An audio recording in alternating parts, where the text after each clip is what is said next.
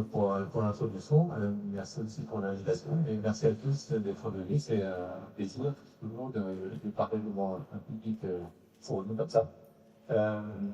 Donc, comme le disait Yves, j'ai deux casquettes un petit peu. Je fais partie du laboratoire CERCO, Cerveau Évolution, et aussi de l'Institut AGITI, l'Institut d'intelligence artificielle DOUD. Et donc, je connais un petit peu le fonctionnement du cerveau et un petit peu l'intelligence artificielle. Et donc, c'est à ce titre qu'on m'a demandé de venir pour faire une sorte de comparaison. Enfin, on va pas comparer point par point, mais on va regarder les similarités qu'il peut y avoir et aussi les différences qui restent entre le cerveau et les modèles d'IA modernes, et en particulier dans laquelle on parle surtout d'IA générative, et puis ça va se laisser, je l'expliquerai un petit peu aussi. Donc de manière générale, en fait, pour cette comparaison, on va procéder en plusieurs étapes. Dans un premier temps, je vais vous parler des grands principes de ce qu'on appelle les réseaux de neurones. Le réseau de neurones, c'est un petit peu le fondement de l'IA moderne. À l'heure actuelle, quand vous avez des modèles d'IA commerciaux, que vous pouvez trouver sur Internet, que vous utilisez dans la vie tous les jours, ils sont quasiment toujours basés sur ce principe de réseau de neurones. Je vais quand même vous expliquer un petit peu comment ça marche sur le capot de celui-là. On ne va pas rentrer trop dans les détails bien sûr. On parlera de neurones, de synapses, d'apprentissage. Et puis ensuite, on parlera des IA génératives elles-mêmes. On va se concentrer sur deux types d'IA génératives qui font beaucoup de bruit et dont on parle beaucoup en ce moment. Les IA génératives de langage, comme ChatGPT par exemple, qui sont basés sur un type de réseau de neurones qu'on appelle transformer. On vous expliquera un petit peu aussi comment ça marche.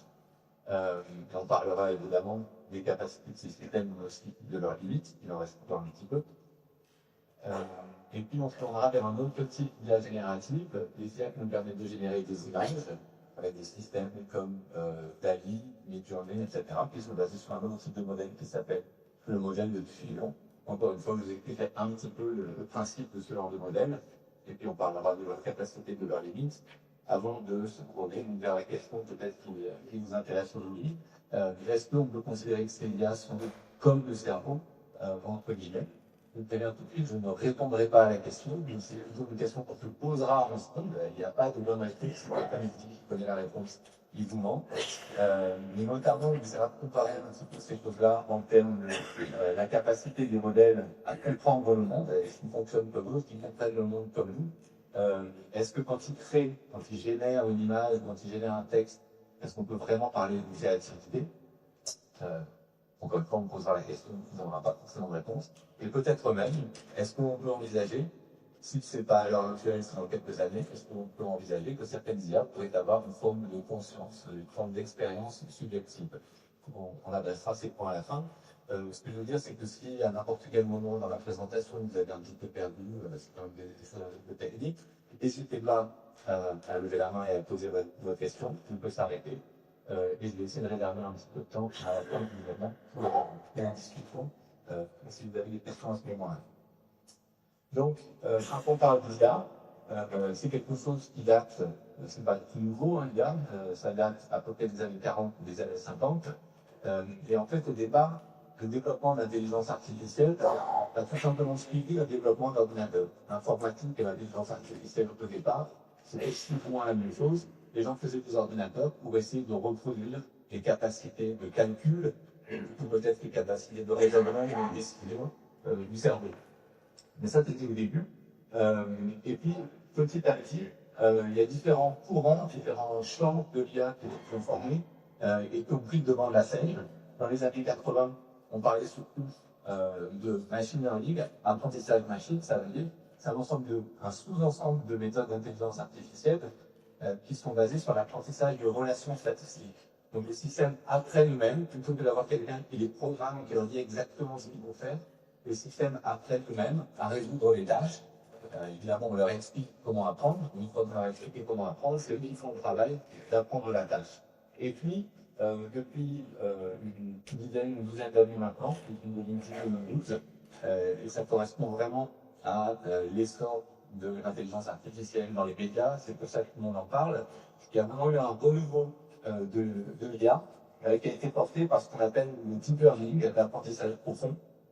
Et en fait, ce type de deep learning, qui est lui-même un sous-ensemble du machine learning, c'est les réseaux de neurones, mais profonds.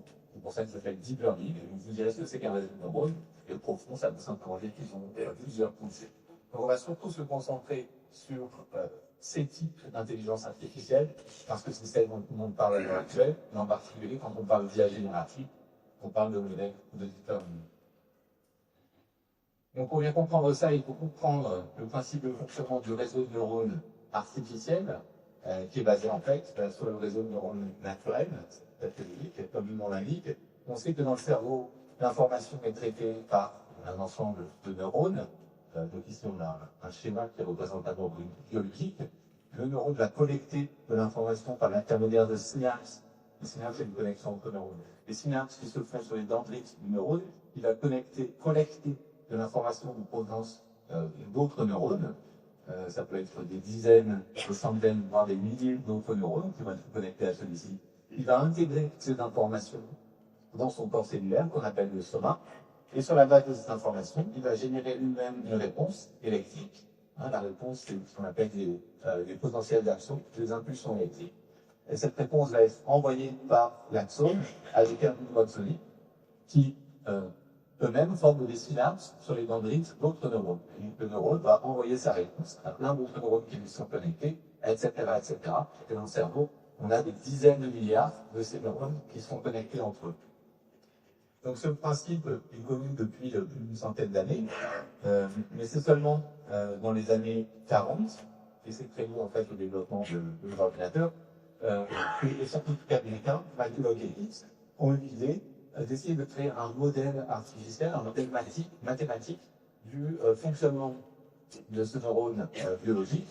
Donc vous voyez un petit peu la similarité dans les grandes lignes, évidemment. Donc le principe de ce neurone artificiel, qui a été proposé il y a 80 ans, et qui pourtant reste exactement le même que vous trouvez dans les systèmes de réseau de neurones de deep learning à l'heure actuelle. Ce principe, c'est qu'on va avoir un ensemble de connexions synaptiques entre des neurones d'entrée et un neurone de sortie. Donc notre neurone de sortie ici va recevoir, dans cet exemple, 4 entrées, mais il peut y en avoir plus, X1, X2, etc.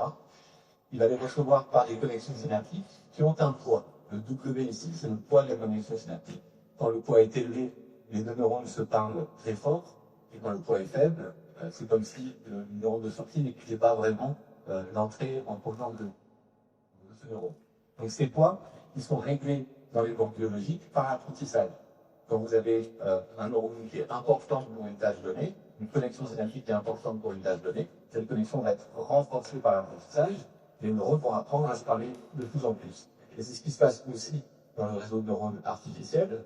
Donc on va régler ces poids par apprentissage, ce sont des paramètres du système, pour réaliser les tâches données. Donc une fois que le réseau, le neurone de sortie a intégré les entrées par l'intermédiaire de ces poids, il va sommer, il va appliquer une fonction d'activation, tout simplement une non-linéarité, ça donne des propriétés supplémentaires au système, et ensuite il va générer sa réponse, sa sortie, qui va être transmise, donc par l'équivalent de l'axone, à plein d'autres neurones, évidemment, qui vont être connectés à celui-ci. Donc ce principe, le principe fondamental du réseau de neurones, il n'a pas changé depuis 80 ans, et c'est ce genre de système-là que vous trouvez à l'heure actuelle dans le ChatGPT. Et bien sûr, des systèmes beaucoup plus évolués, c'est-à-dire qu'il n'y a pas un seul neurone, parce qu'un neurone tout seul, on peut lui régler ses poids par apprentissage, mais il ne va pas faire grand-chose. Et par contre, quand vous commencez à connecter un neurone comme ça, avec des systèmes très complexes, avec plein d'autres neurones, vous pouvez avoir des réseaux qui vont réaliser des tâches très très complexes.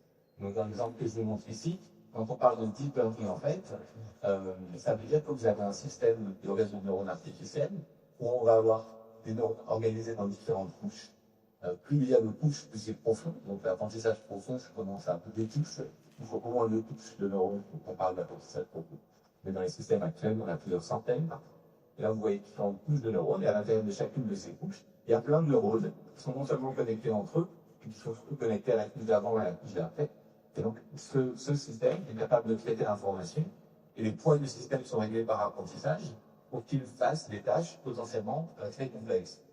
Donc, un exemple de ce type de système, en fait, celui que j'ai ici, c'est ce qu'on appelle un réseau convolutionnel, qui est entraîné par apprentissage supervisé à classifier les images Donc on lui présente des images, des milliers d'images différentes, par exemple ici un chat, et donc le neurone, l'information de cette image va être propagée parmi les différents neurones, par les agrégables de leur connexion sémantique, jusqu'à donner lieu à une sortie de classification.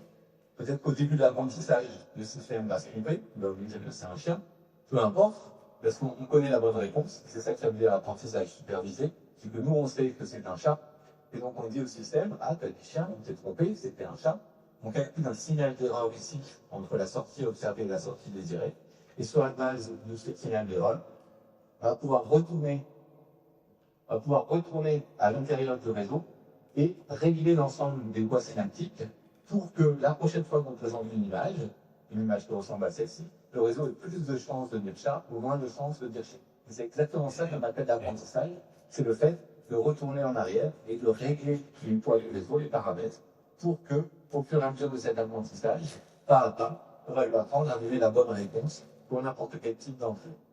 Et donc ça, c'est des systèmes qui marchent très très bien, notamment pour la vision, comme on représente ici, pour traiter des images, mais aussi pour le traitement du langage et plein d'autres choses.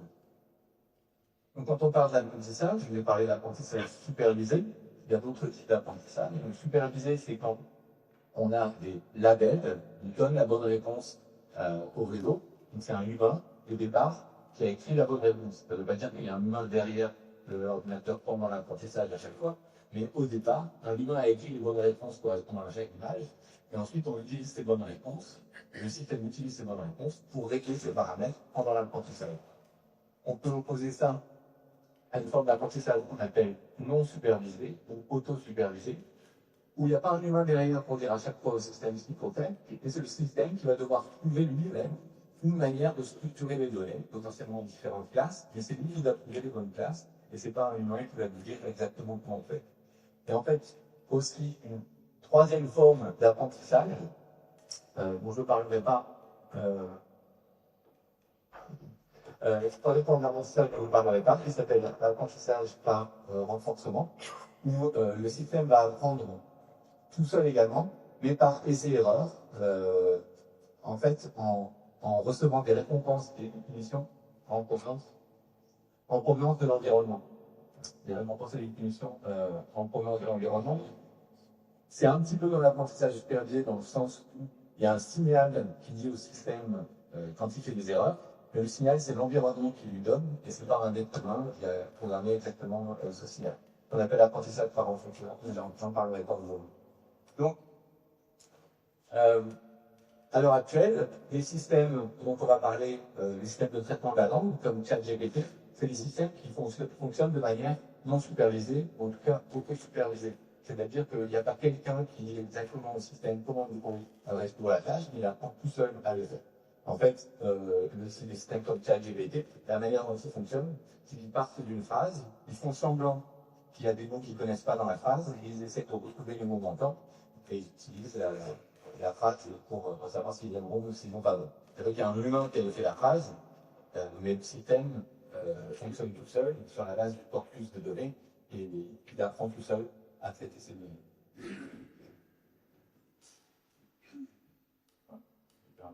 Ouais.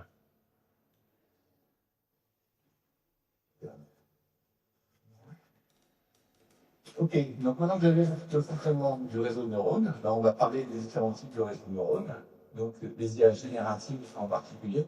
L'IA générative, c'est une IA qui produit quelque chose en sortie qui ressemble aux entrées qu'on lui a données.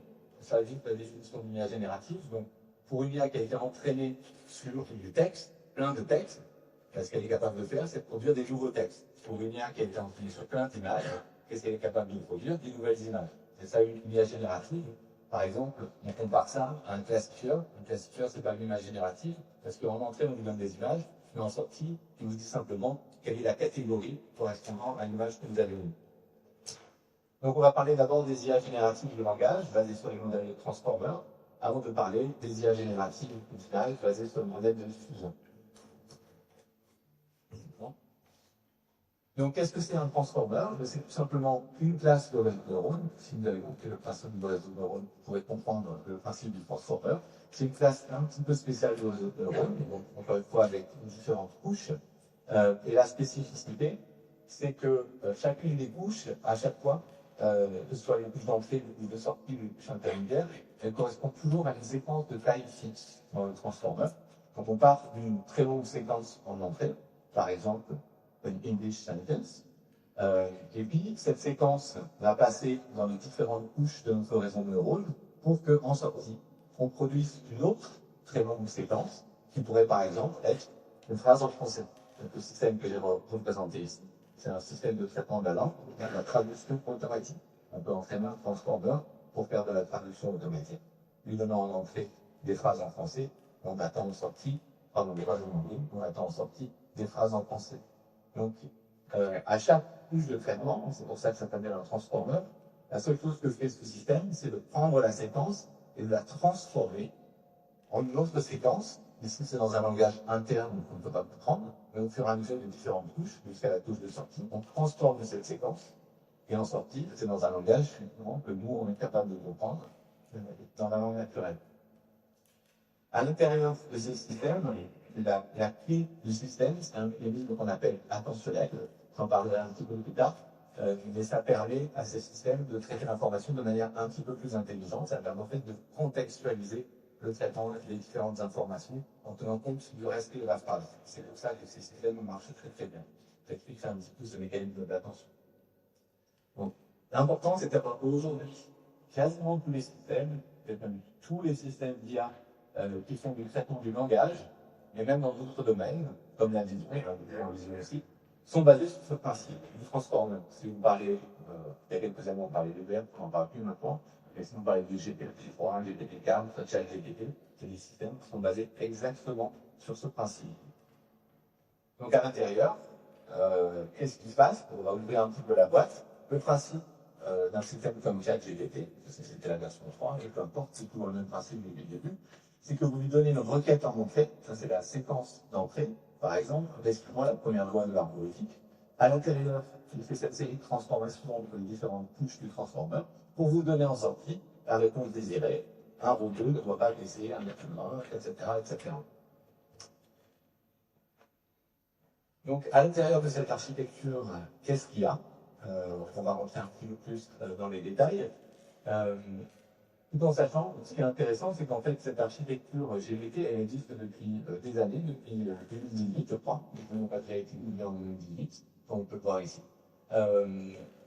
Mais au cours du temps, on va voir suivi tout ça, au départ, cette architecture n'était pas très très impressionnante. Mais moi, comme vous voyez les performances, les capacités du GPT, du GPT-2, même GPT-3 en 2020, je me disais, ça va, on est tranquille, on a le temps. Et j'avoue que quand GPT-4 est sorti en début d'année dernière, je me suis quand même posé des questions. J'ai trouvé ça beaucoup plus impressionnant. Donc on peut se demander, mais qu'est-ce qui a changé entre le modèle de 2018 et le modèle de 2023? Et c'est ça qui est intéressant, absolument rien n'a changé. C'est exactement le même, plus gros. Et au bout d'un moment, il y a une taille critique à partir de laquelle le système devient presque intelligent, entre guillemets. Donc, ce que vous pouvez voir sur cette table, en fait, on parle des différents systèmes qui sont sortis de cette entreprise OpenAI, qui fait GPT. À l'heure actuelle, si vous parlez à ChatGPT, si vous avez en ligne sur OpenAI, qui vous parlez gratuitement à ce qu'on appelle ChatGPT.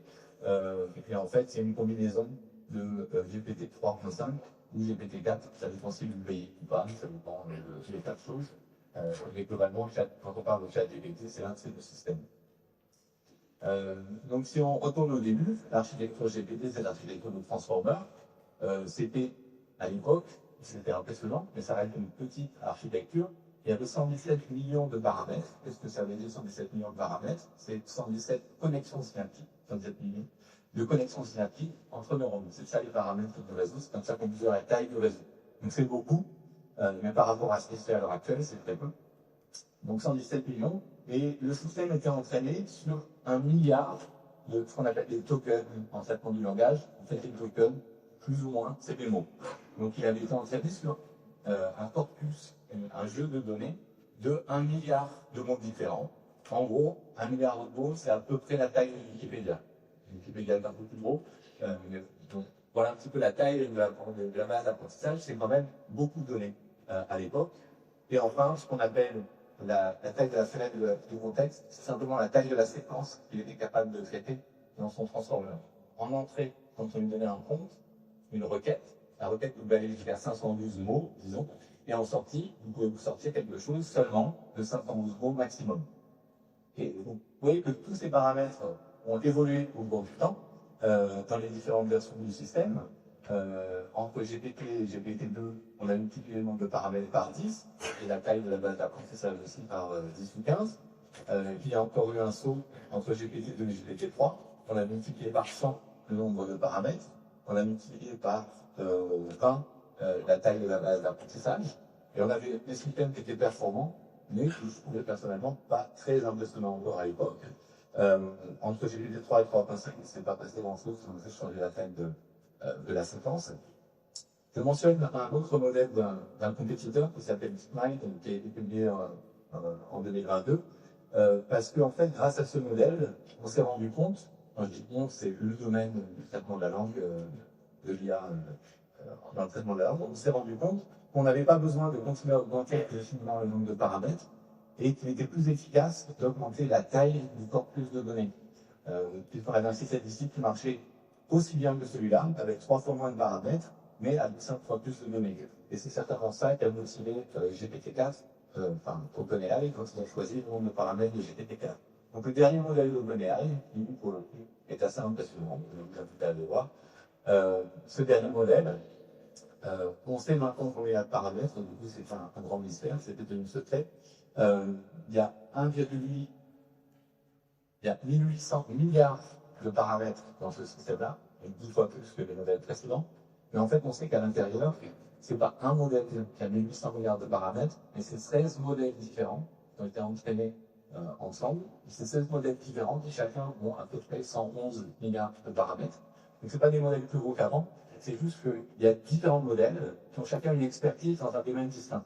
Et quand vous donnez une requête à ChatGPT, il choisit à l'intérieur lequel de mes modèles, en général il choisit 2 par les 16, lequel de ces modèles va répondre à la question. Et vous ne parlez pas à une personne, c'est comme s'il y avait 16 personnes dans la pièce, 16 IA dans la pièce, qui répondent à des questions tous ensemble. Par contre, ce système a été entraîné sur 13 000 milliards de mots. Donc c'est 13 000 fois Wikipédia. On ne sait même pas comment ils ont trouvé toutes ces données. Si vous mettez ensemble tout Internet, ça ne suffit pas. Donc c'est tout Internet, plus peut-être tous les livres qui ont été écrits, qui ont été digitalisés. C'est en gros tout ce sur quoi ils ont pu mettre là. Ça fait 13 000 milliards de mots. C'est ça la base d'apprentissage qui nous donne les performances de GPT-4. Avec aussi une augmentation de la taille de conquête. Donc, à l'intérieur de ces systèmes-là, même si on a des systèmes qui peuvent être impressionnants, ils fonctionnent exactement de la même manière. Comment ils font leur apprentissage? Tout simplement, je sais pas pour l'apprentissage, pour le mode de fonctionnement. Quand ils traitent l'information, en fait, ce qu'ils font, c'est qu'au fur et à mesure, ils prédisent un nouveau mot. Ils prédisent un mot à la fois sur la base de votre requête. Ils vont réintroduire ce mot dans de nouvelles requêtes qu'ils vont ingérer et itérativement pour vous produire un nouveau mot. Donc si vous partez de la requête récipitant la première loi de la robotique, le système part de ça, si c'est du mais encore une fois, c'est exactement le même principe. Il part de ça, il génère le premier mot qui est A, il le E, il le réinjecte en entrée, il génère le deuxième mot pour E, etc. Il fait ça indéfiniment. Très en fait, un mot à la fois, il utilise tout ce qui a été dit précédemment comme contexte, mais il génère un seul mot à la fois. Il n'a pas une vision à long terme de ce qu'il va dire dans 10 minutes ou dans 15 minutes. Il sait seulement ce qu'il veut dire au mot d'après. Et ça suffit pour vous donner des performances assez impressionnantes. Donc à l'intérieur de l'ETI, à l'intérieur de ces couches, il y a un mécanisme attentionnel qui est intéressant de connaître. En fait, ce mécanisme attentionnel, c'est une des clés de la performance du système. Et comme je le disais, c'est une manière de contextualiser les représentations, c'est-à-dire de toujours tenir compte du reste de la séquence. Donc, quand votre système est en train de produire la phrase, a robot must obey the orders given it, un robot qui a obéi les ordres qui lui sont donnés. Quand il est en train de traiter le mot lui, dans la langue française ou dans la langue anglaise, pour ces pronoms, il y a une sorte d'ambiguïté. Le mot lui pourrait faire référence à plein de choses différentes. Peut-être qu'il fait référence à robot, peut-être qu'il fait référence à ordre, peut-être qu'il fait référence à quelque chose qui a été dit avant. Et donc, pour lever ces ambiguïtés, c'est à ça que sert le mécanisme d'attention. il va retourner dans la phrase pour essayer de mettre un poids attentionnel sur les différents mots de la phrase, sur les différents mots du contexte, pour retrouver la bonne information. Donc ici, par exemple, le résultat de ce processus attentionnel, c'est que quand il traite le mot lui, il va lui mettre 80% de son poids attentionnel sur la séquence un robot. Il a bien précis que lui, ça fait référence à un robot et pas autre chose. Et c'est grâce à ça que ces systèmes peuvent comprendre, entre guillemets, des phrases assez longues et aussi générer des phrases assez longues et cohérentes grâce à ce mécanisme d'attention. Donc, ce que je disais, voilà, le principe de fonctionnement pendant l'apprentissage, c'est, comme je disais, le système va produire un mot à la fin. Il va commencer avec un début de phrase, par exemple, un rôle de toi. Il va faire semblant qu'il ne connaît pas la fin de la phrase. Et il va essayer de générer une prédiction, par exemple, ou probablement exterminer. Et puis, là, il découvre la fin de la phrase et ah ben non, j'aurais pas dû dire exterminer, j'aurais dû dire obéir. Sur la base de cette différence entre ce qu'il a dit et ce qu'il aurait dû dire, il va calculer un signal d'erreur. Et un petit peu comme tout à l'heure dans l'exemple du chat et du chien, il va utiliser ce signal d'erreur pour retourner à l'intérieur du réseau et modifier les poids, modifier les paramètres du réseau, les connexions synaptiques, pour que la prochaine fois, il y ait plus de chances de dire obéir et moins de chances de dire exterminer. C'est ça le principe de l'apprentissage. Et, encore une fois, tout le fondement de GPT-4 ou de ChatGPT repose là-dessus. Donc, un exemple d'interaction qu'on peut avoir avec ChatGPT, si ça vous est jamais arrivé, je vous invite à le faire. Là, j'avais fait en anglais, mais plus récemment, je l'ai fait en français, ça marche aussi. On comprend très bien le français, vous pouvez switcher d'une langue à l'autre. On comprend beaucoup plus de langues que moi, en tout cas. Donc, je lui avais proposé de m'écrire, et là, probablement, comme je ne paye pas, je vais parler à GPT 3.5, pas GPT-4. GPT-4 est encore plus puissant que ça. Je lui avais demandé de me proposer un poème à la manière de Molière, qui décrit la corvée de laver sa vaisselle à la main. Et il m'a répondu, en quelques secondes, les choses s'affichent à l'écran, ça va très très vite. Ô Maïros-Fils, ô tâche détestée, laver sa vaisselle à la main, ô destin si pesant, tel Sisyphe condamné à pousser son rocher, je m'en vais chaque jour dans cette enfer plongeant, etc. Et là, ça continue d'ailleurs, j'ai coupé. Évidemment, on peut mettre en doute les capacités du système, dire que évidemment Molière n'aurait pas écrit ça. Toujours est-il que si moi j'avais dû me faire l'exercice d'écrire un poème à la manière de Molière sur cette thématique-là, je ne pense pas que j'aurais fait mieux. Mais en tout cas, ça pourrait être beaucoup plus de temps. Donc ce système est très utile pour moi pour dégrossir le travail. Et je ne vous cache pas qu'il y a plein d'étudiants qui utilisent ces systèmes-là quand on leur demande un essai en histoire géo sur, je sais pas, sur le conflit au Proche-Orient, par exemple. Ils doivent dégrossir le travail en demandant à ChatGPT de copier des réponses pour eux. Et souvent, les réponses de ChatGPT sont probablement meilleures que ce qu'auraient fait les étudiants sans aide. Alors, donc, qu'est-ce qu'ils sont capables de faire ces systèmes Ils sont capables de dialoguer, évidemment. C'est le principe même du système. Ils ont été créés pour ça. Ils ont été créés pour dialoguer avec le mot chat en anglais. Et c'est un vrai dialogue. C'est pas juste une requête, une réponse et on recommence à zéro. Mais vous pouvez vraiment échanger avec eux. À la fin d'une requête, si vous n'aimez pas la réponse, vous pouvez demander des compléments. Vous pouvez dire refais pareil, mais en anglais. Il n'a pas besoin de recommencer à zéro. Il sait ce qu'il vient de faire. Il peut continuer la conversation.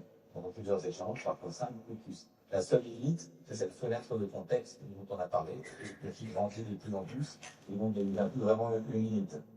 Il peut parler différentes langues, comme on l'a vu. Il peut répondre, comme on l'a vu, il peut répondre comme si, à la manière de Shakespeare, à la manière de Molière. Il peut répondre comme s'il était un journaliste, comme s'il était un expert en législation commerciale, un expert en neurosciences, etc. Donc imaginez un petit peu toutes les possibilités de ce genre de choses. Pas seulement pour tricher, mais aussi dans la vie de tous les jours, ça peut être très très utile. Et puis, il génère pas seulement du texte, il génère tout ce que vous voulez, des séquences de caractères qui peuvent être aussi du code. Donc, vous pouvez l'utiliser comme un outil, si vous êtes un outil pour programmeur, Java, Python, C, enfin, pour lui, c'est juste des langages un petit peu différents. Et puis, depuis GPT-4, quelques mois, il y a des capacités en plus, notamment un système qu'on peut appeler multimodal, c'est-à-dire qu'on prend non seulement le texte que vous lui donnez en entrée, mais vous pouvez aussi lui mettre des images en entrée, et il va être capable de vous parler de ces images. Donc il a vu les images. Alors je mets vu entre guillemets parce qu'il n'a pas vraiment de système visuel. En fait, ce qui se passe, c'est qu'il y a un autre système qui traduit les images dans un langage en fait qu'il est capable de comprendre.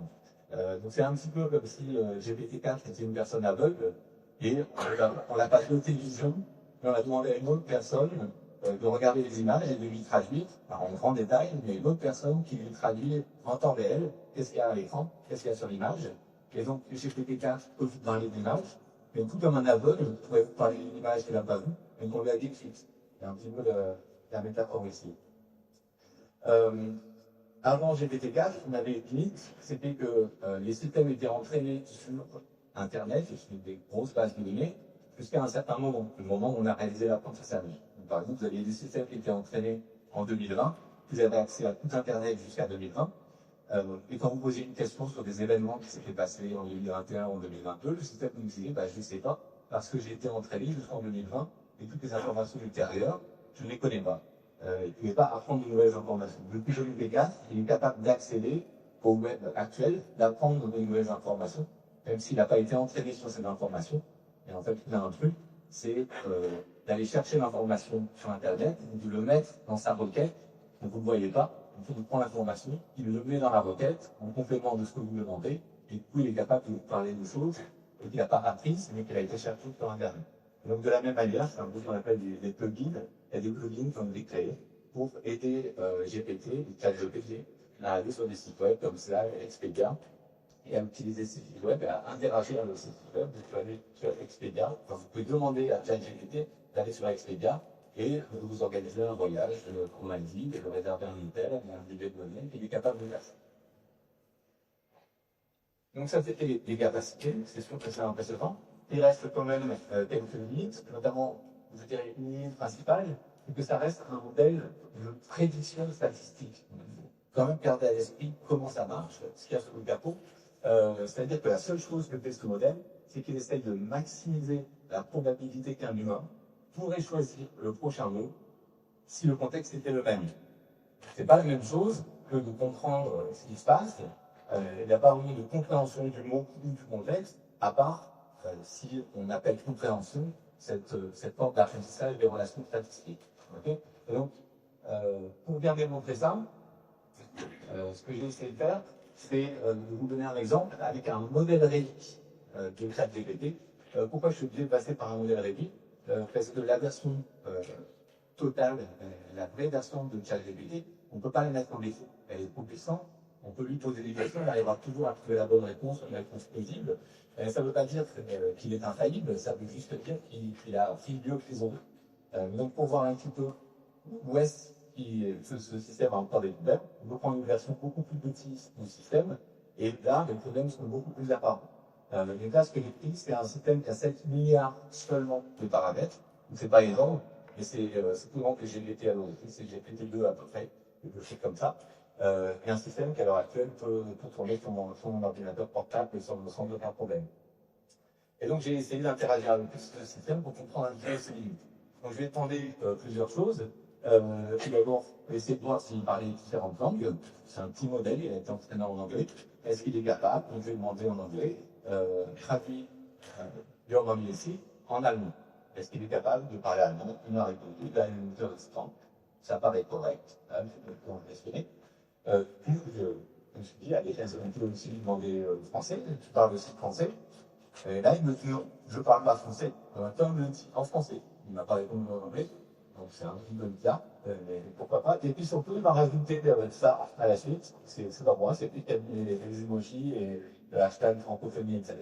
Donc qu'est-ce que ça veut dire? Ça veut dire que très probablement dans son apprentissage, les peu de fois où il a été exposé à ce genre de phrases, c'était dans les tweets et ils étaient suivis par ce genre de hashtag francophonie. Il s'est dit c'est plausible, je vais mettre ça. C'est probablement ce que fait un humain.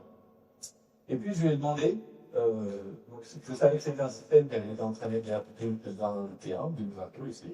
Je me suis dit ça va, il doit être au courant de qui est le dernier président français. Je lui ai demandé en français, quel est le dernier président français? Il a compris ma question, puisqu'il a répondu, même s'il a répondu en anglais, mais il a répondu un petit peu avec. Donc il a répondu Jacques Chirac, qui était le dernier président de la France, plutôt, puisque c'était en 2023 qu'il a posé cette question. Et non seulement il m'a dit qu'il devenir président, mais il m'a dit des dates, parce qu'il voit souvent des dates dans ce genre de phrases, sur Wikipédia et tout ça. Il ne sait pas les bonnes dates. C'est pas grave, il s'en fout. Mais il n'est pas né en 54, il est né en 1932, et il n'est pas mort en 2007. Et puis il nous dit qu'il était le dernier président de la France, qu'il a servi du 16 mai au 3 décembre. Pas où il est cherché ça, mais c'est possible. Il a succédé à François Mitterrand, ça c'est vrai, et précédé Nicolas Sarkozy, qui était Premier ministre, avant de devenir président lui-même. S'il me dit que Nicolas Sarkozy est non, il sait bien que Mitterrand n'est pas le dernier président. Mais c'est pas grave, il y a une incohérence, et globalement, la phrase inclusive, rappelez-vous, qui génère la phrase bon parcours. Et quand il disait ça au début, il n'était pas forcément conscient de ce qu'il allait dire. C'est un petit peu le genre de technique qu'on peut avoir. Le truc que j'ai mis en rouge, c'est ce qu'on appelle des hallucinations dans le domaine média, des choses qui sont barrées, mais que mon avis vous sort avec aplomb, parce que c'est plausible. Et c'est vrai qu'on a tendance à y croire, parce qu'il le dit avec aplomb, et c'est un ordinateur, on fait une chance. Donc, dans la liste de ces limites de GPT, j'ai mentionné le contexte qui peut être une limite dans certaines interactions, mais ça dit de moins en moins, parce que la récemment, un modèle avec 120 000 tokens de contexte. Donc, quand vous êtes à 8000 tokens, c'est à peu près un chapitre du livre. Vous pouvez lui donner quand même beaucoup d'informations par la requête, et lui-même peut vous générer une grosse réponse. À 32 000 ou à 120 000, là, c'est un livre entier. Donc, vous pouvez demander, à l'heure actuelle, à GPT-4, de vous écrire un livre de 200 pages sur une thématique donnée, et il va vous sortir d'un seul coup un livre de 200 pages sur cette thématique. C'est assez impressionnant. Donc, c'est pas vraiment une limite, en fait, c'est une limite qui est de moins en moins proéminente. Donc, de la même manière, évidemment, que le contexte est limité, la sortie du système va être limitée par la même limite. Comme je le disais, il n'y a pas beaucoup de compréhension réelle dans ces systèmes-là. On peut générer le prochain mot, la prochaine action. Et donc, on peut supposer qu'il n'y a pas de conscience. On y reviendra peut-être un peu à la fin. Ils peuvent avoir des conversations toxiques. Ça dépend juste de sur quoi ils sont entraînés. S'ils ont été entraînés sur beaucoup de données toxiques entre guillemets, dans des sites, non sur Reddit, il y a plein de dialogues racistes, sexistes, etc. Et ils ingurgitent ces données-là et ils vont vous les ressortir. Donc il y a beaucoup de travail derrière sur OpenAI, etc. pour gommer ces choses-là, parce que le système, naturellement, va vous dire, parce qu'il sait ce qu'il a vu, on lui demande de faire comme un humain, souvent un humain c'est raciste décidé. Donc j'ai parlé du problème des hallucinations, il va tout fabuler, il va vous dire des choses qui sont pas vraies, et il va générer des cartes, non. C'est un petit peu, c'est ça qui crée le problème. Donc, de la même manière, on ne peut pas vraiment vérifier, lire les informations, il vous dit, il faut faire confiance. Et puis ça pose des problèmes sur l'origine, et surtout la propriété des données d'apprentissage. Si vous avez écrit un livre, et que vous vous rendez compte qu'à la suite d'une requête, ChatGPT vous sort mot pour mot un paragraphe entier de votre livre, vous êtes en droit d'être un petit peu fâché, parce que vous n'avez pas vos droits d'auteur. Mais c'est possible, ça peut arriver, parce qu'il a peut-être ingurgité votre livre dans son apprentissage, et en plus personne ne sait qu'est-ce qu'il y a dans cette base d'apprentissage, c'est pas des données typiques, donc OpenAI ne veut pas les révéler. Donc, il a pensé à vous poser des problèmes de propriété intellectuelle. Et puis ces systèmes, outre la propriété intellectuelle, ont à l'heure actuelle, et certainement on va en avoir dans le futur, des conséquences sociétales assez importantes, c'est sûr, en termes de chacun a peur un petit peu pour son job. Est-ce que les systèmes comme ça vont me remplacer mon job, ou à l'inverse, ça peut créer des nouveaux postes, des nouveaux emplois dédiés au développement de l'intelligence artificielle. Ça sera certainement une combinaison des deux, mais c'est dur de le prévoir. On devrait quand même on a passé beaucoup de temps sur le domaine du langage, et les parler les autres, c'est l'IA générative, celle qui génère des images. C'est aussi très important à l'heure actuelle, cette système-là. On va passer moins de temps sur celle-là. Je dois juste vous dire qu'ils sont basés sur un autre type de réseau de neurones, c'est pas basé sur des transformers, c'est basé sur un modèle qu'on appelle le modèle de diffusion. Ça, c'est intéressant, ça fait 3-4 ans qu'on travaille beaucoup avec ces modèles de diffusion. Et donc, le principe du modèle de diffusion, c'est qu'en fait, on va entraîner ce système avec un image, on lui donne un entrée, et à chaque fois, en fait, ce qu'on fait, c'est qu'on rajoute artificiellement du bruit sur les images, comme vous voyez ici. Et on apprend à notre modèle de diffusion à enlever le bruit que nous, on a rajouté. Donc c'est bien parce que ça nous évite d'avoir des labels à faire à la main, on n'a rien à lui dire, on rajoute juste du bruit, et on lui dit, bah, voilà l'image avant le bruit et après le bruit, essaye de retrouver l'image dont vous mettez à partir de cette image que vous mettez. Donc, il fait ça pas à pas, de manière répétée. À chaque fois, on va récupérer et une fois l'enlever.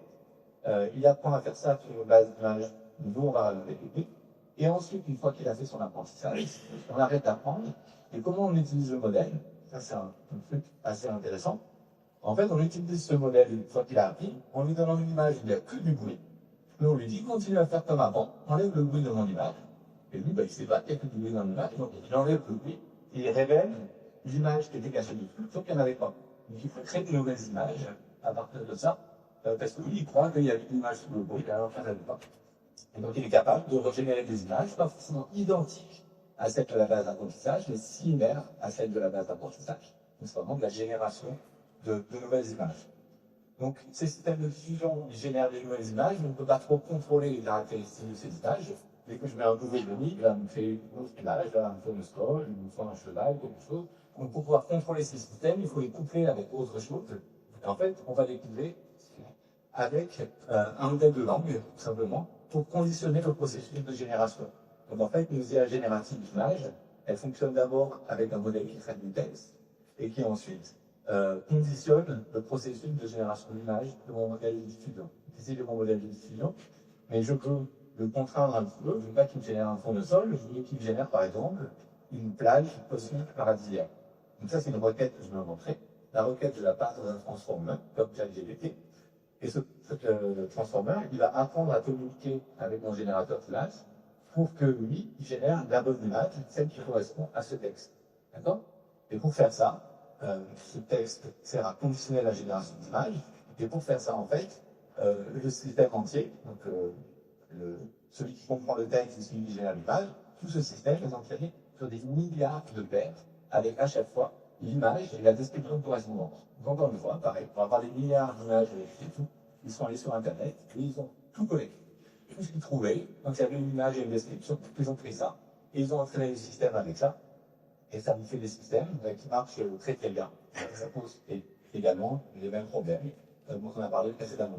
Donc, les systèmes neuronaux, peut-être entendu parler, comme DALL-E, Imagen, Google, Stable Diffusion, un système qui est open source, celui-là il est gratuit pour l'instant, Midjourney, tous ces systèmes sont basés exactement sur ce principe, avec un modèle transformer qui comprend du texte et un modèle de diffusion qui génère des images à partir du texte. Donc, qu'est-ce que c'est capable de générer? C'est tout l'exemple d'image que j'ai généré en devis avec DALL-E, le modèle d'OpenAI.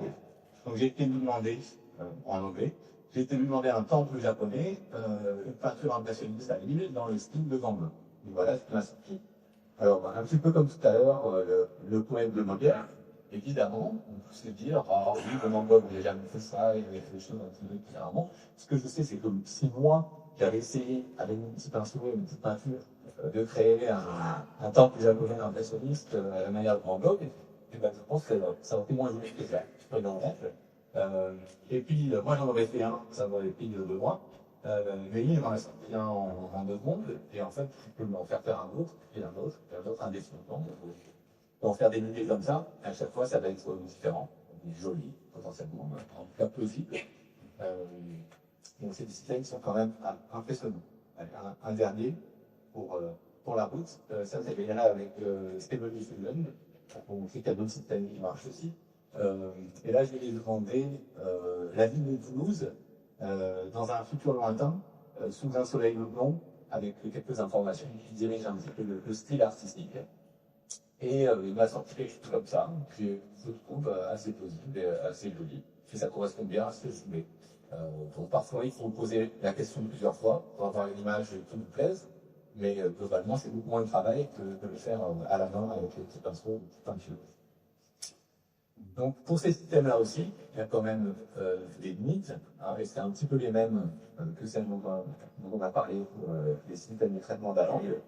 Notamment, encore une fois, ils n'ont pas vraiment de compréhension des images qu'ils génèrent, clairement pas de conscience de ce qu'ils sont en train de faire. Ça pose les mêmes questions sur l'origine, la propriété des données d'apprentissage, peut-être de manière un peu plus importante. Il y a beaucoup d'artistes qui sont assez fâchés de voir que DALL-E ou Stable Diffusion peuvent générer des tableaux à la manière de cet artiste, des artistes vivants, comme Van Gogh ici, parce qu'ils se demandent à quoi ils servent. Plus personne ne va les engager pour faire un tableau ou pour faire une illustration, parce que vous pouvez demander à ChatGPT de le faire à la manière de cet artiste. Et donc ça va évidemment avoir aussi une conséquence sociétale qu'on pourra discuter. Mais je voudrais quand même garder un petit peu de temps pour parler de la question qui nous intéresse aujourd'hui. Maintenant, vous savez ce que c'est que l'IA générative. Est-ce que ces IA marchent vraiment comme le cerveau? Vous avez prévenu, je ne répondrai pas à la question. Mais en tout cas, on peut se poser cette question ensemble et essayer de réfléchir ensemble. On va se la poser, on va la décliner de différentes manières. On va se demander s'ils comprennent l'information comme le cerveau. Dans un premier temps, je vais parler de ce processus créatif, puisque c'est un peu ce qu'on est en train de discuter. Est-ce qu'on peut penser que ces systèmes ont vraiment une forme de créativité quand ils génèrent une image, par exemple? Et là, ça dépend des gens. Vous pouvez voir le verre à moitié vide et le verre à moitié plein. Je ne veux pas prendre parti, mais c'est ce que je voudrais vous illustrer ici. Pourquoi le verre est à moitié vide et à moitié plein? Quand les gens pensent qu'il est à moitié vide, c'est qu'ils disent le système ne fait que générer des choses qu'il a vues, il n'y a rien de nouveau. Mais le verre à moitié plein, c'est que c'est des choses comme il a vu, mais c'est pas exactement ce qu'il a vu. Donc on va prendre un exemple, une sorte d'illustration ici. C'est pas des vraies données, c'est juste pour illustrer mon propos. Imaginez que ce nuage de points ici représente l'ensemble des images qui ont été vues par David pendant son apprentissage. Donc chaque point correspond à une image différente. Il y a simplement une courbe de niveau, ça représente la densité du nuage de points. C'est pas des vraies données, c'est juste pour illustrer. On ne peut pas mettre toutes ces images en deux dimensions dans l'écran, mais supposer que ça représente l'ensemble des images qui ont été apprises. Qu'est-ce que ça veut dire que le système a appris ces images-là? Ça veut dire qu'il sait que ça, ce sont les images valides, et il sait qu'en dehors de ces images, si je génère un point ici, ça sera une image pas valide. Ça, c'est pas bien. Il ne faut pas faire ça. Donc, par exemple, cette image, ça peut être une image de prix, quelque chose qu'il ne veut pas générer. Okay, donc ça, c'est la compréhension des images par le modèle. C'est ce qu'il a appris à faire. Donc, si on se demande qu'est-ce qu'il y a à l'intérieur, dans les endroits de forte densité, vous avez des choses comme des photos, avec plein d'écrits sur les bases de données, sur Internet, etc. Des photos un petit peu réalistes. Mais il y a des points à faible densité, par exemple là-bas, il y a peut-être des choses un petit peu plus originales. On peut penser que ici, peut-être qu'il y a différents personnages de bande dessinée, de manga. Et puis il y a d'autres endroits à faible densité où peut-être vous allez avoir l'ensemble des tableaux impressionnistes, peinture à l'huile, musée d'Orsay, quelque chose comme ça. Donc, ça, c'est un petit peu la distribution que le système a appris. Alors, quand les gens pensent que l'IA générative n'est pas vraiment créative, leur argument, c'est de dire, quand mon système va me faire une nouvelle page, il va me la mettre proche des points qu'il a appris, là où il a vu les choses. Donc, il n'y a rien de nouveau. Et donc, c'est vrai que la plupart du temps, votre système, il va vous mettre un point, un endroit, et une certaine densité. Et cela dit, à l'endroit où il a créé le point, il n'y avait rien. Il n'a pas vu cette image-là en particulier, mais il a vu autour des images un peu comme celle-là. Il crée une nouvelle image, évidemment, elle ressemble à des images qu'il a apprises. Ça, c'est bien. Mais on peut pousser les choses un petit peu plus loin aussi. Et ces systèmes génératifs sont des paramètres qu'on peut pousser. Il y a notamment un paramètre qu'on appelle la température. En thermodynamique, quand vous augmentez la température d'un système, il devient un petit peu chaotique, il commence à faire n'importe quoi. Et vous pouvez demander à des systèmes comme ça d'être un petit peu plus chaotique, de se lâcher, de faire un petit peu n'importe quoi. Et quand vous faites ça, le système, il est quand même capable d'aller vous générer un point là, un petit peu en dehors de la distribution. Pas totalement en dehors, et c'est que ça ne marcherait pas, mais un petit peu en dehors de la distribution. Et donc encore une fois, c'est une illustration, j'ai pas d'image correspondant à ça, mais moi je suis assez curieux de savoir qu'est-ce que ça fait cette image. Est-ce qu'il a été me générer un truc extra impressionniste, super impressionniste ou quelque chose comme ça? Potentiellement, moi je pense que ça pourrait être génial, ça pourrait être intéressant ce genre de choses.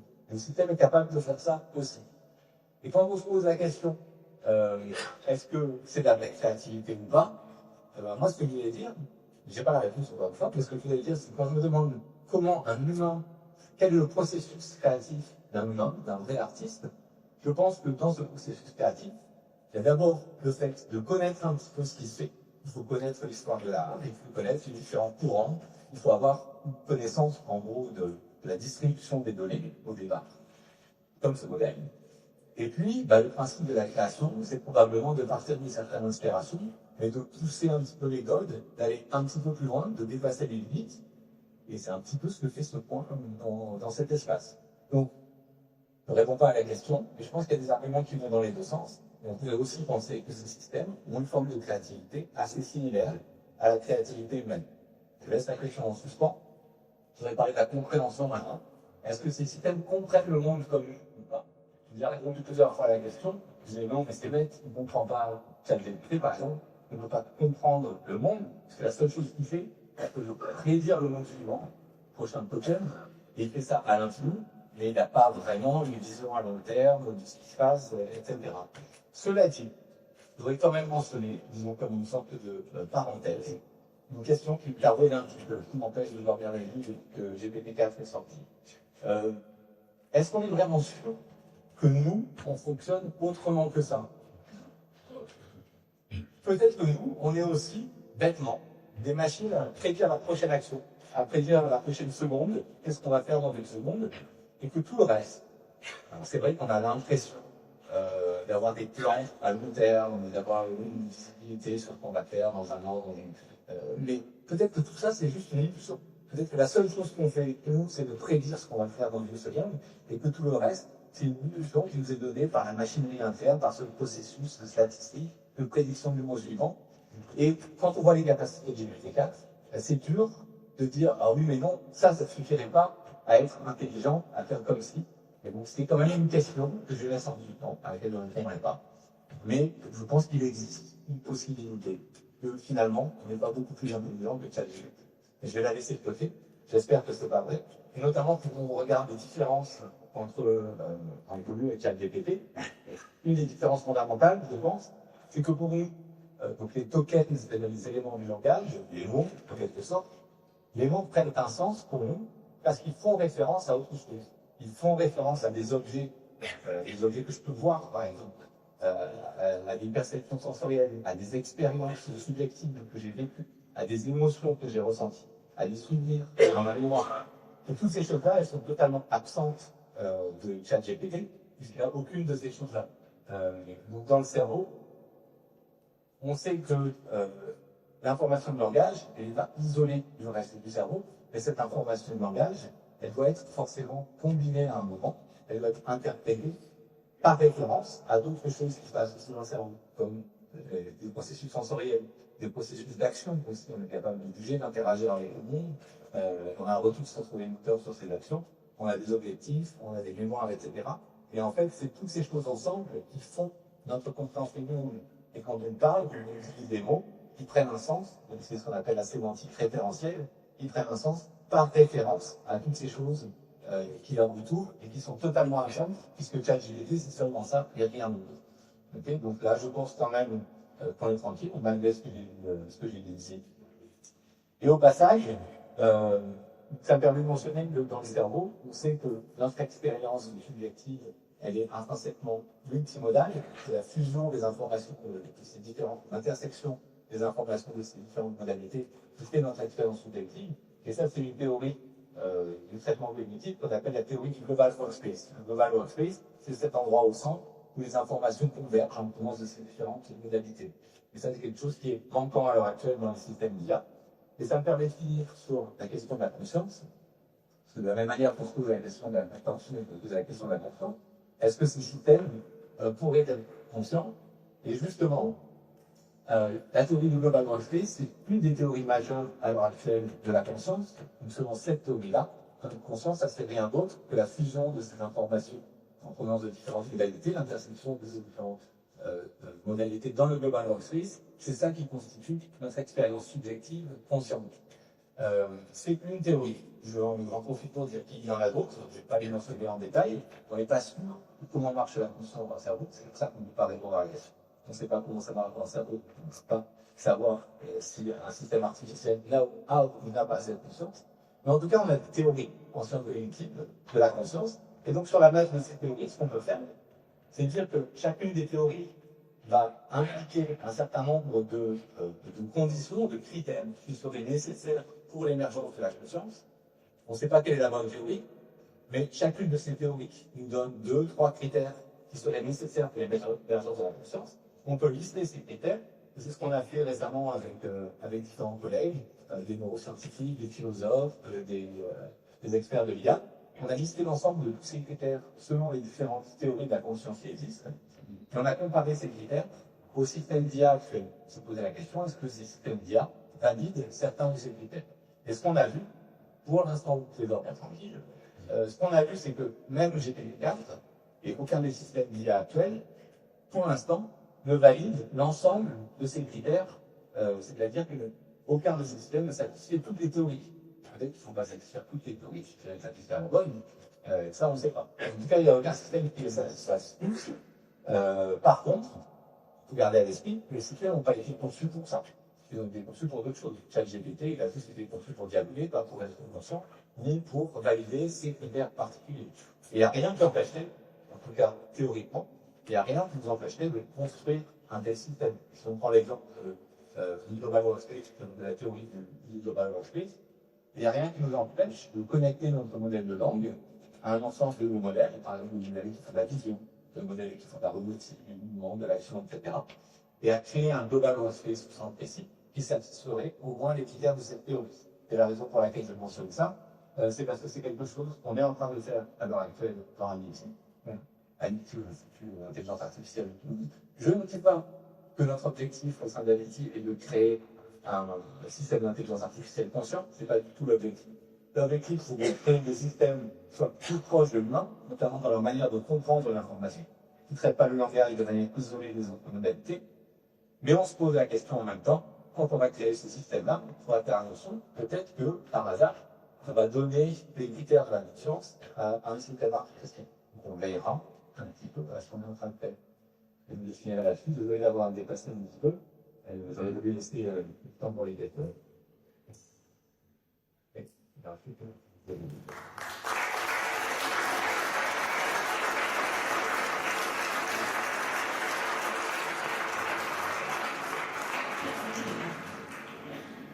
Oui, je n'ai pas compris. Comme le système est optimise, en fait, pour chercher le prochain token, il faut le token qui est le plus optimisé. Bon. Donc, si on lui pose deux fois la même question, pourquoi il peut donner deux images, hein, deux résultats différents? Il y a un aspect stochastique, simplement, dans la génération de la réponse. C'est un petit peu le paramètre de température que j'ai écrit pour un autre système. C'est un petit peu le même principe. Il y a un paramètre de température qui peut rendre le système un peu plus chaotique. En gros, il ne choisit pas forcément le token avec la probabilité la plus forte, mais il choisit un token parmi ceux qui dépassent un certain seuil, et le fait au hasard pour pas donner toujours la même réponse. Super. Merci beaucoup pour tout ça, c'est intéressant. Vous avez dit, c'est vrai, je n'ai pas rentré trop dans les détails du problème de la logique. Clairement, les réponses fournies sont généralement logiques. Et avant la conscience, peut-être qu'on pourrait se poser la question de trouver des systèmes qui produisent des sorties plus logiques que celles là. Ben oui et non. Je vais essayer de ne pas être d'accord avec vous. Donc d'abord, on voit clairement qu'il ne résout pas complètement. Parce que c'est un petit système, le modèle réduit que j'ai choisi pour vous démontrer les limites du système. Mais essayer d'interagir avec GPT-4, c'est quand même difficile de le mettre en défaut. C'est beaucoup plus difficile. Mais après, il faut qu'on va continuer là-dessus. Prenez n'importe quel humain, poussez un petit peu, et vous allez aussi mettre en défaut sa logique. L'humain n'est pas logique. Les systèmes fiables basés sur les réseaux neuronaux ne sont pas logiques non plus, mais ils passent un petit peu comme logique, parce qu'ils ont des capacités assez avancées. Et là encore, je vois un parallèle potentiel, je vois un parallèle potentiel entre le fonctionnement du cerveau et le fonctionnement des grands modèles de langue. Aucun des deux n'est logique jusqu'au bout.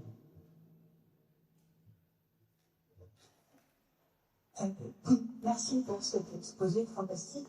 Je reviens sur la phrase est-ce que ça fonctionne dans le cerveau et les travaux que vous faites à MIT.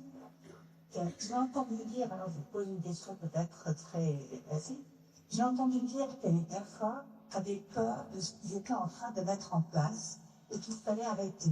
Est-ce que vous pouvez nous dire qu'est-ce que vous avez dit avoir peur de ce qu'on est en train de mettre en place? C'est une combinaison de plusieurs choses. Ce n'est pas que les GAFA, parce que dans le temps, il y a aussi des compagnies comme OpenAI, etc., des nouvelles compagnies, je ne sais pas si c'est là, mais elles sont un petit peu elles suivent le même principe. C'est à la fois un principe de précaution, mais c'est aussi une manière de faire de la publicité en disant, oh, regardez les systèmes qu'on est capable de générer, qu'est-ce qu'ils sont puissants, on a peur, on a peur. Et du coup, ça donne envie de s'intéresser à ces systèmes, ça donne envie de les acheter, ça donne envie de savoir ce qu'ils font. Donc il y a un petit peu les deux, je pense. Commercialement, c'est un bon calcul de dire que ces systèmes sont tellement puissants qu'on en a peur. Et je pense que vraiment dans ces entreprises qui sont assez larges, il y a aussi des gens qui sont vraiment inquiets des conséquences éthiques de ce qu'ils sont en train de générer. Et on l'a vu peut-être même plus avec OpenAI récemment, il y a eu une crise à la direction d'OpenAI parce que le système qui va suivre GPT-4, c'est comme ça s'appellera GPT-5 certainement, apparemment faisait peur à une certaine partie du board de OpenAI, si bien qu'ils ont viré le directeur. Enfin, et vraiment, je pense qu'il y a des gens qui ont vraiment peur de ce qui pourrait se passer. Je ne vais pas vous dire qu'il ne faut pas avoir peur, mais je vais vous dire qu'il faut faire attention et il faut se poser des questions. C'est ce que font les scientifiques le plus possible. Malheureusement, les scientifiques, quand nous on développe des systèmes, celui dont je vous parle ici, on le fait avec des moyens qui sont tellement inférieurs qu'on a le temps. On a le temps de regarder les systèmes, de voir comment ça se passe, on a le temps de potentiellement corriger le tir. Eux, ils y mettent des moyens 1000 fois plus puissants. Et ils n'ont pas le temps. S'ils vont trop loin, ils le sauront que après, et ça sera peut-être trop tard. Oui, ici. Donc, merci beaucoup. Juste, je voudrais revenir au problème de logique là, qui avait été évoqué. En fait, j'ai essayé de tester les GPT-3.5 et les GPT-4 avec des problèmes, on va dire, assez simples. De style, lui demander est-ce qu'en boulet irrésistible pourrait casser un élément là. C'est-à-dire là, vous pouvez faire deux principes qui sont médialement suivis, mais il est complètement en dehors des clous. Je lui ai demandé est-ce que, par exemple, un truc complètement idiot, mais dire est-ce que je peux utiliser la soie de ma veine? Je lui ai dit, oh là, attention, ça marche bien. C'est potentiellement éthiquement, c'est pas joli, même si légalement rien ne vous empêche. Je lui ai demandé où est-ce que vous pouvez enterrer les survivants d'un crapette langue, qui serait produit à la frontière, et vous dites, nous sommes dans des pays, on peut les enterrer à gauche et à droite. Voilà. Donc en fait, ce qu'on ne sait pas, c'est est-ce que il est comme ça parce qu'il n'a pas trop été exposé à ce type de problématique, donc du coup, il a du mal à faire une réponse logique. Ou est-ce que tout simplement, par construction, il ne pouvait pas vraiment le faire avec une logique le premier ordre qui tient un peu plus large? Non, je pense que la réponse, c'est sa première option. C'est-à-dire que pour moi, les 3 exemples que vous avez choisis, c'était des exemples dans lesquels nous avons tout plein les humains, dans lesquels nous prenons tout pour les humains, vont aussi donner plus ou moins les mêmes réponses. Moi, je ne connais pas la réponse à la première question, enfin, les estiment d'un meurtre, c'est pas qui gagne. Mais il n'y a pas de bonne réponse. Je pense que la question va trianguler aussi beaucoup d'humains. Et de même, je sais que la troisième question sur les survivants, ou ce qu'on en fait des survivants, c'est un truc dont c'est une blague petit parce que souvent il y a une personne sur 3, une personne sur 5 qui va se tromper et qui leur dit on va les enterrer au milieu de la frontière ou quelque chose comme ça. Si les deux se trompent, il y a pas raison que la machine se trompe pas, parce qu'encore une fois, la machine est entraînée à faire ce que fait un humain. Pour moi, au contraire, la machine a bien travaillé là. Un humain se trompe, la machine se trompe, bravo, la machine. Par contre, oui, parce que c'est ce qu'on demande à la machine, gardez ça à l'esprit. Elon Musk a dit que lui, il va essayer d'entraîner les systèmes d'IA qui ne donnent pas des réponses plausibles, mais qui donnent des réponses correctes. Je ne sais pas ce que ça va donner. On saura si c'est possible ou pas. Le problème, c'est qu'on entraîne à fois. On a beaucoup de données de réponses possibles, des choses qui ont été dites par des gens, mais on ne sait pas si c'est des choses qui sont vraies ou fausses. Ça, c'est beaucoup plus dur à contrôler. Donc, on va avoir des jeux de données qui sont contrôlés, des jeux de données à la main. On va avoir des jeux de données beaucoup plus petits, mais ça va être dur d'entraîner des systèmes performants. Oui. Si je demande à ChatGPT de me dessiner un outil pour couper le beurre, va-t-il dessiner un couteau ou le fil à couper le beurre? Bonne question. Il faut le faire. Donc, avec GPT-4, on peut le faire en même temps, parce qu'avant, on ne pouvait pas. Mais GPT-4 peut en fait parler à Dani. pour lui dire de générer un anti-open beurre, et de fait que lui, il va tracer dans sa requête, il va faire directement ça en couteau, ou pas. C'est l'habitude à faire le travail. Mais c'est une question clé, on peut le faire, et je ne serais pas donné, généralement. Oui, bonjour. La question qui m'intéresse est plutôt effectivement par rapport à l'autre évident. J'ai quelques idées là-dessus, et je vais vous tracer une question très simple. C'est que comment vous pouvez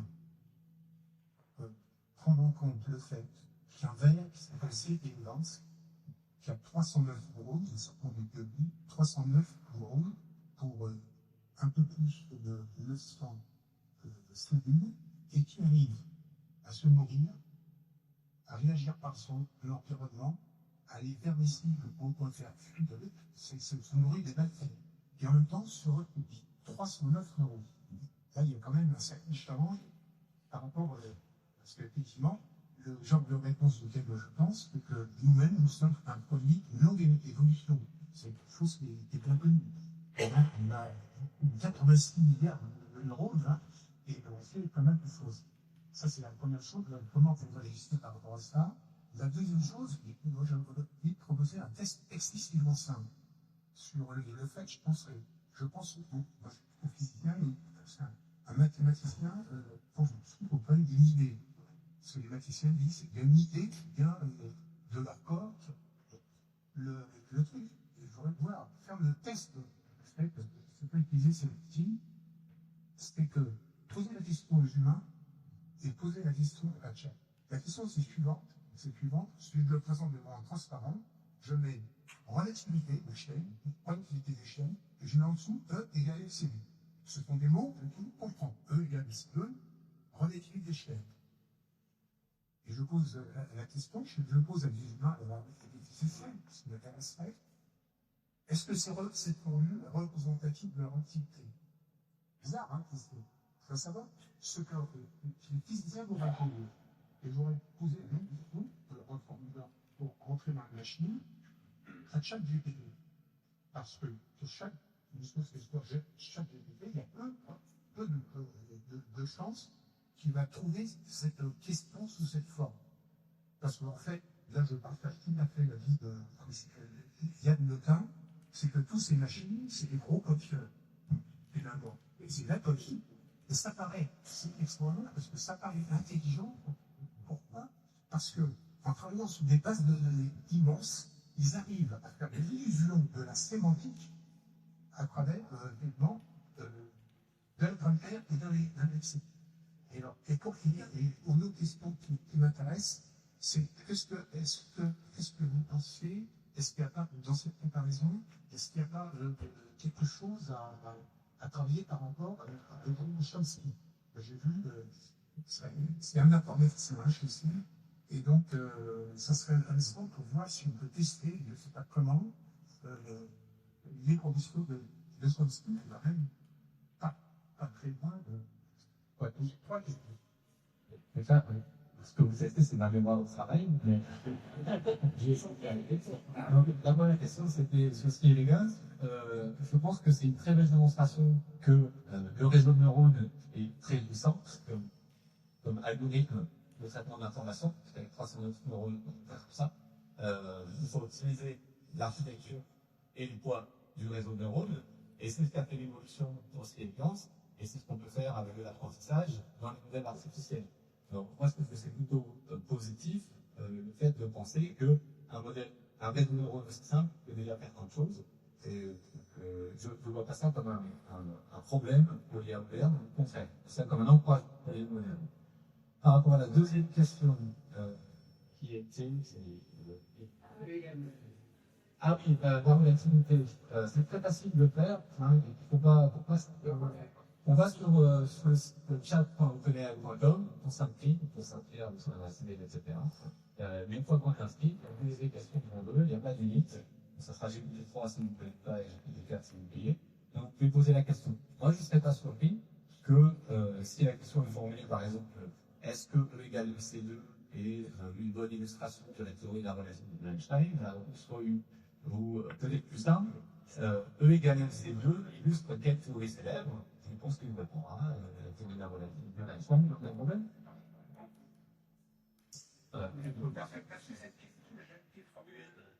C'est ça le problème, donc il ne peut pas l'évoquer. Non, il ne peut pas l'évoquer, il sort des réponses plausibles, avec une certaine stochasticité qui est que vous sortez des nouvelles choses, un petit peu proche du nuage du point qu'il a vu, mais pas forcément sur les points auxquels il a été exposé. Et donc, sur les larmes, sur un problème, quelque part, le fait qu'on peut générer du langage avec des réseaux de neurones et des relations purement statistiques, moi j'ai l'impression que ça remet un petit peu en question les théories linguistiques de Chomsky, basées sur la grammaire interne, la musique, etc. Parce que là, tout est implicite. Il n'y a absolument rien d'explicite. Tout est implicite. Là, c'est des relations statistiques, ça marche. Je pense que Chomsky doit se faire un mauvais levier. Je l'ai entendu dire des. Bonjour.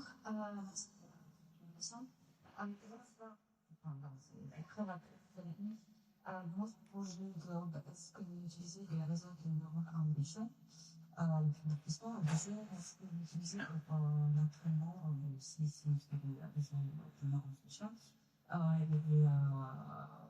les systèmes de calcul plus neuromorphiques, parce qu'à l'intérieur, ouais. La réponse à la première question, c'est non. Et la réponse à la deuxième aussi. Juste pour en parler un petit peu, dans le cerveau, les neurones génèrent des impulsions, c'est vrai, et dans tous les systèmes de deep learning, dans la plupart des systèmes de deep learning commerciaux en tout cas, c'est pas le cas. Les neurones génèrent simplement des quantités scalaires qui correspondent un petit peu au taux d'impulsion par seconde. Qui dans cette taux d'impulsion par seconde, on ne va pas au niveau de détail de modéliser chaque impulsion. Il y a des systèmes qui le font, c'est des systèmes qu'on appelle des spiking networks, et l'idée en tout cas que je partage, on n'est pas d'accord, c'est que c'est un niveau de détail dont on n'a pas besoin pour tirer parti des neurones artificiels. Il y a des gens qui ne sont pas d'accord, c'est une question de l'aide. Bonjour. Il y a une quarantaine d'années, il y avait Louis qui était à la fois un philosophe et un logiciel et un participant au régime d'IA. Il avait fait une théorie, Society of Point. C'est-à-dire qu'on imaginait c'est un modèle du cerveau comme étant une société d'argent. Et de nos jours, on voit que c'est un des trucs qui émerge au niveau de l'IA générative, c'est les dynamiques agents, ces gens-femmes. Est-ce que vous pensez qu'il y a la vision originelle de Louis il y a 40 ans, comme que ça, et qu'on pourrait imaginer des systèmes d'information avec des agents? Non, elle est pas si bien que ça. Et déjà, un réseau neurone unique, on peut, si on considère que chaque neurone est un agent, c'est quelque part une générale marketing une société d'essayer comme ça. Mais dans les exemples qu'on voyait, là par exemple, on voit que GBT4, c'est quelque part une société puisqu'il y a 16 agents, il y a 16 systèmes qui collectivement répondent à l'application. Il n'y a pas un seul système qui est capable de le faire tout seul, ou en tout cas pas aussi bien. Donc peut-être que l'IA ultime, c'est quelque chose comme ça, c'est une collection d'agents, chacun spécialisé dans différentes choses. Alors oui, c'est très, c'est très à la fois inquiétant mais à la fois fascinant le fait que nous puissions imaginer construire, concevoir une créature finalement qui nous ferait concurrence et qui nous ressemblerait. Bon, fascinant et inquiétant aussi parce que en tant qu'humains, nous tenons énormément à notre spécificité. Il y a quelque chose en nous qui appelle l'exclusivité du genre, si j'ose dire. Bon, alors, moi j'aimerais bien avoir quelque chose de particulier et qui ne soit pas reproductible. Alors je cherche. Et je trouve, qu'est-ce que je trouve justement, d'abord, je trouve qu'il est un peu prématuré de pouvoir établir une comparaison entre l'homme et la machine, pour la simple et bonne raison justement que l'homme, de là, quand même une énigme humaine, que nous sommes d'une telle complexité qu'énormément de choses nous échappent, que nos esprits se sont libérés depuis très récemment, se sont libérés de charges qui étaient des charges à l'ordre de la magie, que nous les remplaçons peut-être par une ferveur un peu radicale et aveugle dans les sciences, dans ces créatures que nous sommes en train de construire. Là aussi, il y a quelque chose tout à l'heure de la magie. En tous les cas, la question que vous posez est totalement légitime, totalement pertinente. Et les réponses, je reste cohérente, les réponses que je trouve sont celles de la créativité, dont on ignore tout, finalement. Le processus créatif, nous en ignorons tout, et le sens du sens, qui est quand même porté par le désir. Et le désir demeure quelque chose qui peut-être n'est pas reproductible, en tous les cas en dehors de la vie. Oui. Donc, j'ai pas vraiment de réponse à donner, parce que je suis quasiment d'accord en point avec ce que vous avez dit. Je vais insister un petit peu encore sur certains points que je soulevais.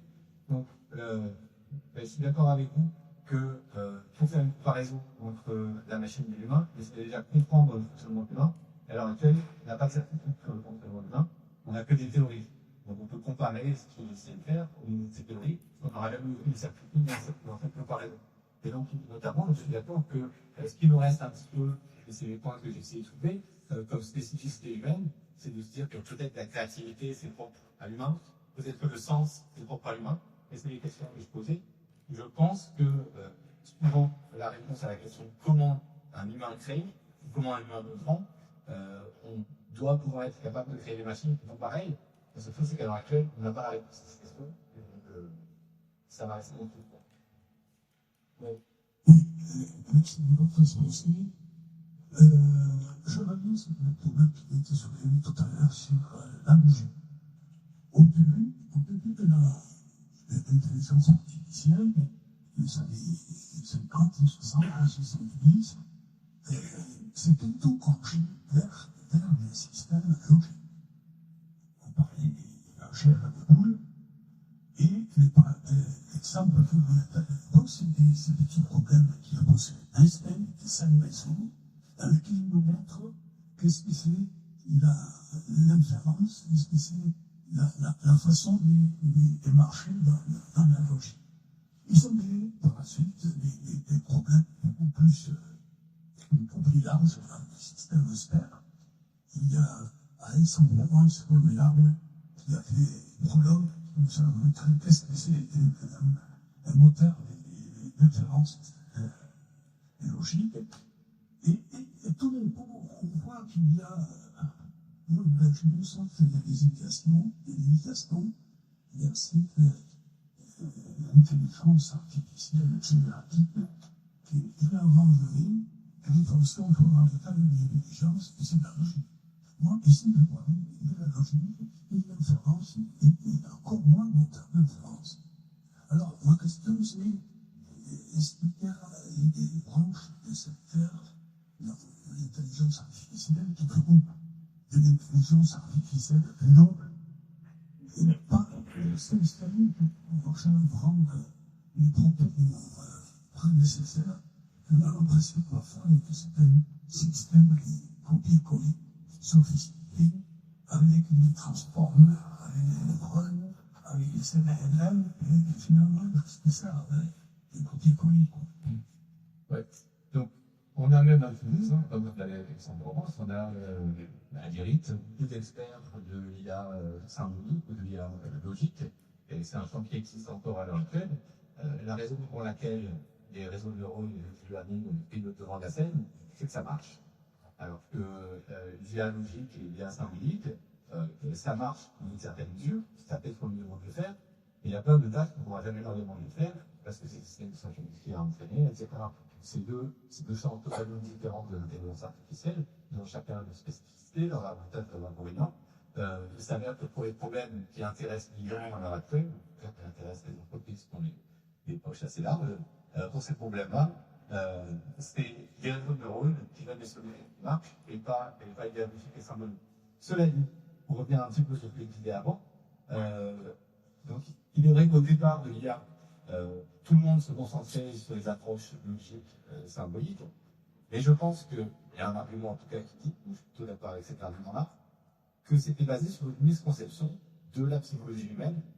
On pensait que l'humain est logique, mais on passait chez logiquement, et on s'est rendu compte, ça c'est dans les années 60, 70, etc., mais on s'est rendu compte que l'humain n'est pas logique. L'humain se comporte souvent avec certains aspects d'un système logique, et donc on a pu penser, on a voulu croire qu'on était logique, mais sur plein de tests de psychologie différents, on se rend compte que l'humain ne raisonne pas logiquement, il raisonne instinctivement, implicitement, etc., beaucoup plus comme un réseau neuronal artificiel qu'un système logique. Donc, il faut faire la part des choses entre les deux. Voilà. Moi, je pense qu'il y a des avantages sur le système actuel, et quelque part, ils sont peut-être plus proches de l'humain, ils sont moins logiques, ils sont plus proches de l'humain que les systèmes artificiels qu'on a pu faire il y a 50 ans ou 60 ans. Oui, bonjour. En tant que développeur, nous apprenons en fait, tout au long de notre vie, un jet pour une phase d'apprentissage après c'est fini. Là, ce que j'ai compris, enfin, j'ai l'impression que les modèles IA, la phase d'apprentissage, après, c'est terminé. Est-ce que ce serait possible d'envisager des moments qui continueraient à apprendre ainsi indéfiniment tout en restant opérationnel? Ouais. Donc je suis tout à fait d'accord. Donc c'est un champ de recherche de l'IA adaptif, les réseaux de neurones adaptifs, le lifelong learning, comme on appelle ça, les réseaux qui continueraient à apprendre. Ça pose des problèmes qui sont de l'ordre technique à l'heure actuelle. Quand on essaie de faire ça, souvent les réseaux ont tendance à oublier, et du coup c'est un peu une petite catastrophe. Pour éviter ça, on arrête d'apprendre, pour ça au moins il n'y a pas de catastrophe. Mais donc c'est vraiment un champ de recherche qui est ouvert, et c'est quelque chose que les scientifiques essaient de résoudre, évidemment. Ça serait mieux si on pouvait continuer à apprendre sans cette catastrophe. Cela dit, dans les derniers systèmes, dans les transformers et les modèles de langue, j'expliquais par exemple que GPT-4 est capable maintenant, même si il a appris une fois pour toutes, il est capable de retourner sur Internet chercher de nouvelles informations, qui va se remettre lui-même dans son prompt, dans sa requête, pour pouvoir répondre comme s'il connaissait ces informations. Et quelque part, c'est un petit peu comme ça qu'on marche aussi. Si on garde l'esprit ouvert, dans le sens qu'on a une période critique d'apprentissage, où on apprend vraiment, on construit notre cerveau, on construit quasiment toute l'architecture de notre cerveau durant notre enfance, et ensuite on continue à apprendre, mais beaucoup moins. Les choses sont en place, et ce qu'on apprend, c'est des nouvelles connaissances, parfois des nouvelles compétences, plus rarement, et surtout donc des nouvelles informations qu'on va rajouter dans notre base de données. C'est un petit peu ce que fait le système que j'ai fait à l'heure actuelle. Il est capable de faire ce qu'on appelle du in-context learning, de l'apprentissage dans le contexte. Ouais. Bonjour, merci pour l'exposé. Je trouve ça fascinant. J'adore d'abord, j'ai adoré les mathématiques, ensuite les statistiques, maintenant le machine learning, et l'intelligence artificielle. Pourquoi pas, je trouve ça vraiment beau en fait. Et en fait, à chaque fois, il y a aussi c'est fascinant et inquiétant. Par les statistiques, ça peut servir à certaines causes, ça peut aider au diagnostic médical, par exemple, mais ça peut aussi envoyer, faire un attrape publicitaire, ou des vidéos là-bas. Peut-être, bon, c'est aussi la surveillance, même qui est financée aussi, par exemple, par les nationales.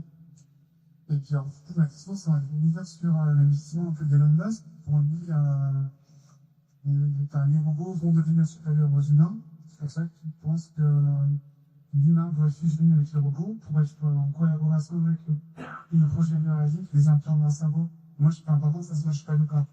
Autant j'aime bien faire probablement tout le temps sur l'ordinateur, faire faire de la fascinalité, par contre, je pense que dans l'implanter dans le cerveau. Et vous, ce que vous en pensez, que ça serait un autre possible? Ouais. C'est plein de questions là. Je pense qu'Elon Musk, ça fait longtemps qu'il en parle, et dans la ligne, il n'a pas démontré grand-chose c'est impressionnant.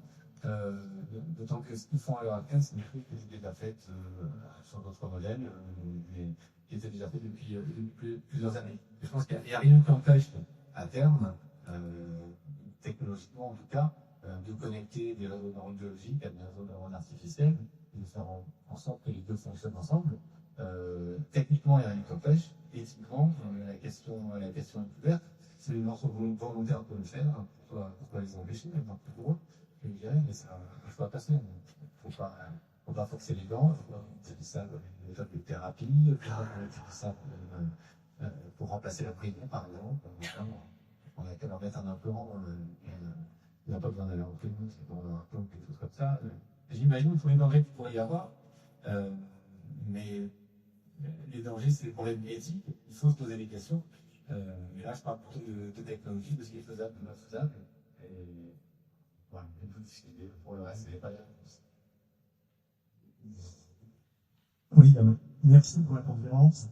Très intéressant. Ceci dit, quand même, le cerveau, c'est un cerveau humain. L'homme est fragile, il peut se tromper, il peut oublier, il peut se fatiguer.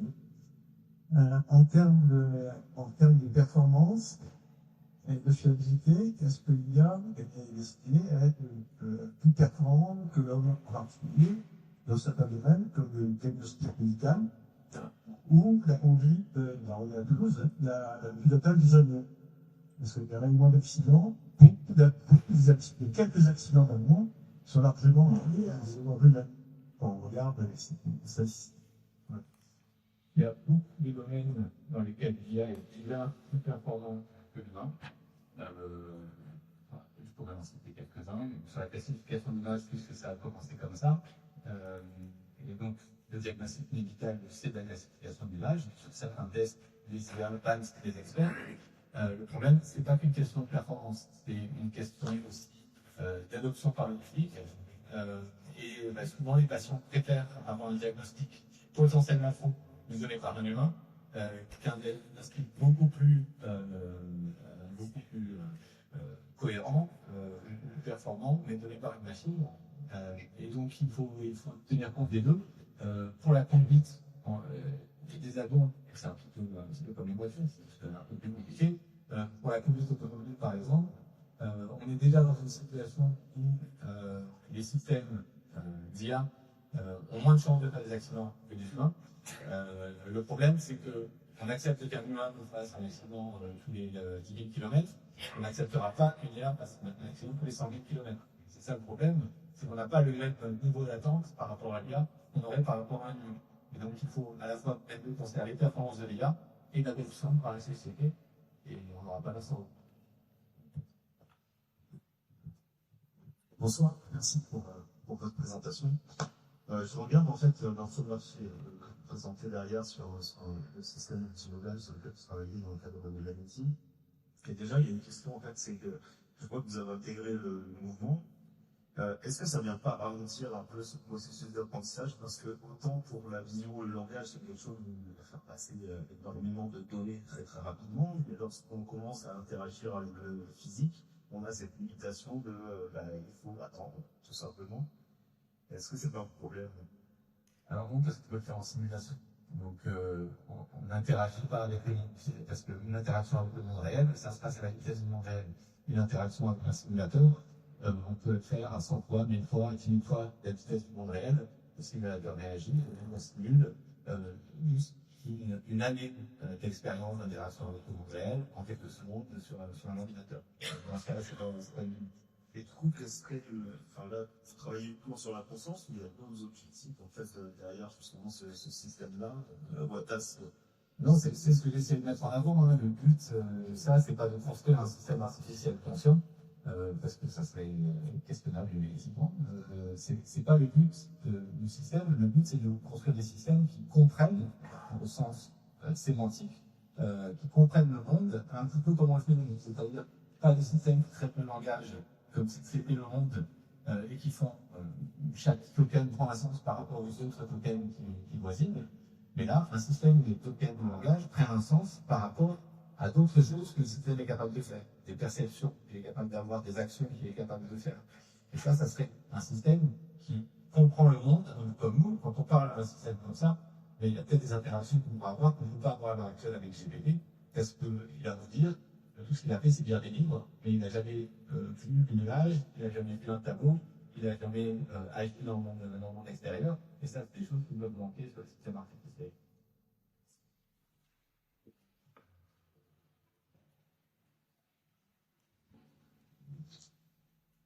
Bonsoir, merci pour l'exposé.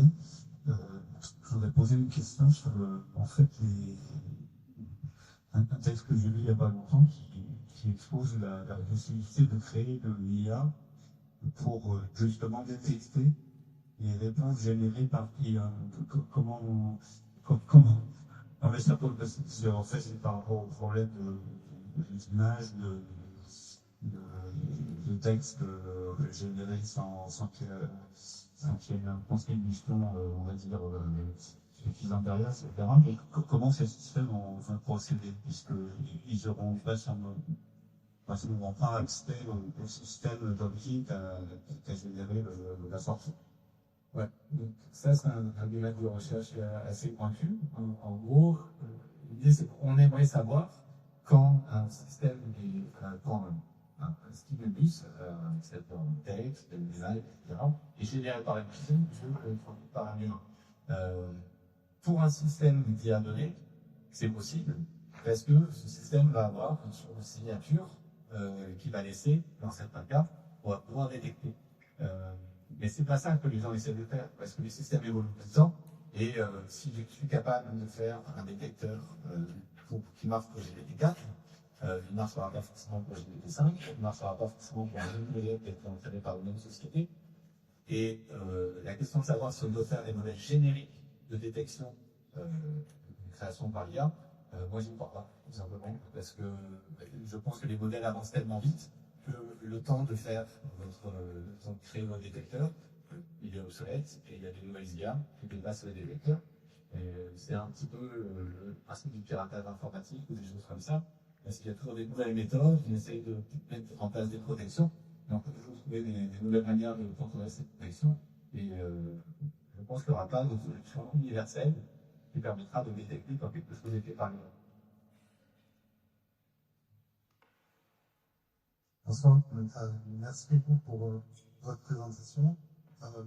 Merci aussi pour l'aspect de vulgarisation, c'est pareil sur les simples et le bien expliqué. Moi, je ne suis pas un scientifique, donc j'ai une question un peu naïve.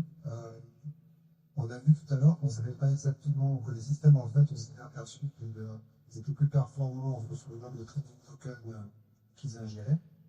On ne sait pas exactement où ils vont chercher les trading tokens. On sait qu'on a une large adoption par le monde des professionnels des sites GPT, ce qui veut dire que probablement une partie du système ingère unique lui-même.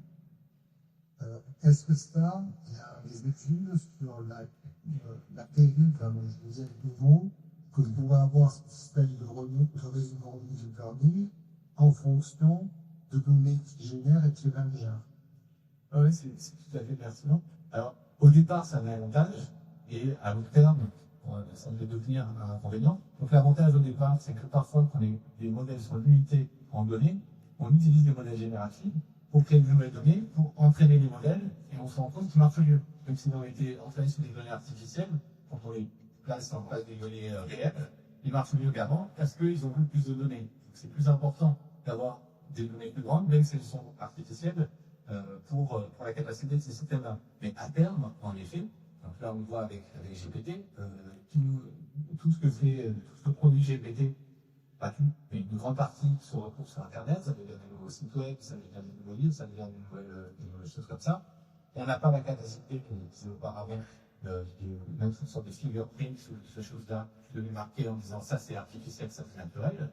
Et donc ça veut dire qu'il y a la possibilité que dans 10 ans, plus de la moitié de ce qu'on va trouver sur le web soit généré artificiellement. Et si on entraîne les nouveaux systèmes d'IA à partir de ça, c'est le serpent qui se mord la queue, et bien s'entraîne tout seul. Et puis à la fin, on aura plus aucun contrôle sur l'intelligence humaine, sur la production humaine, etc. Parce que tout va être géré par les machines. On aura, ce qu'on fera nous, ce sera plutôt en essayant de données artificielles. C'est possible. Mais je ne sais pas plus.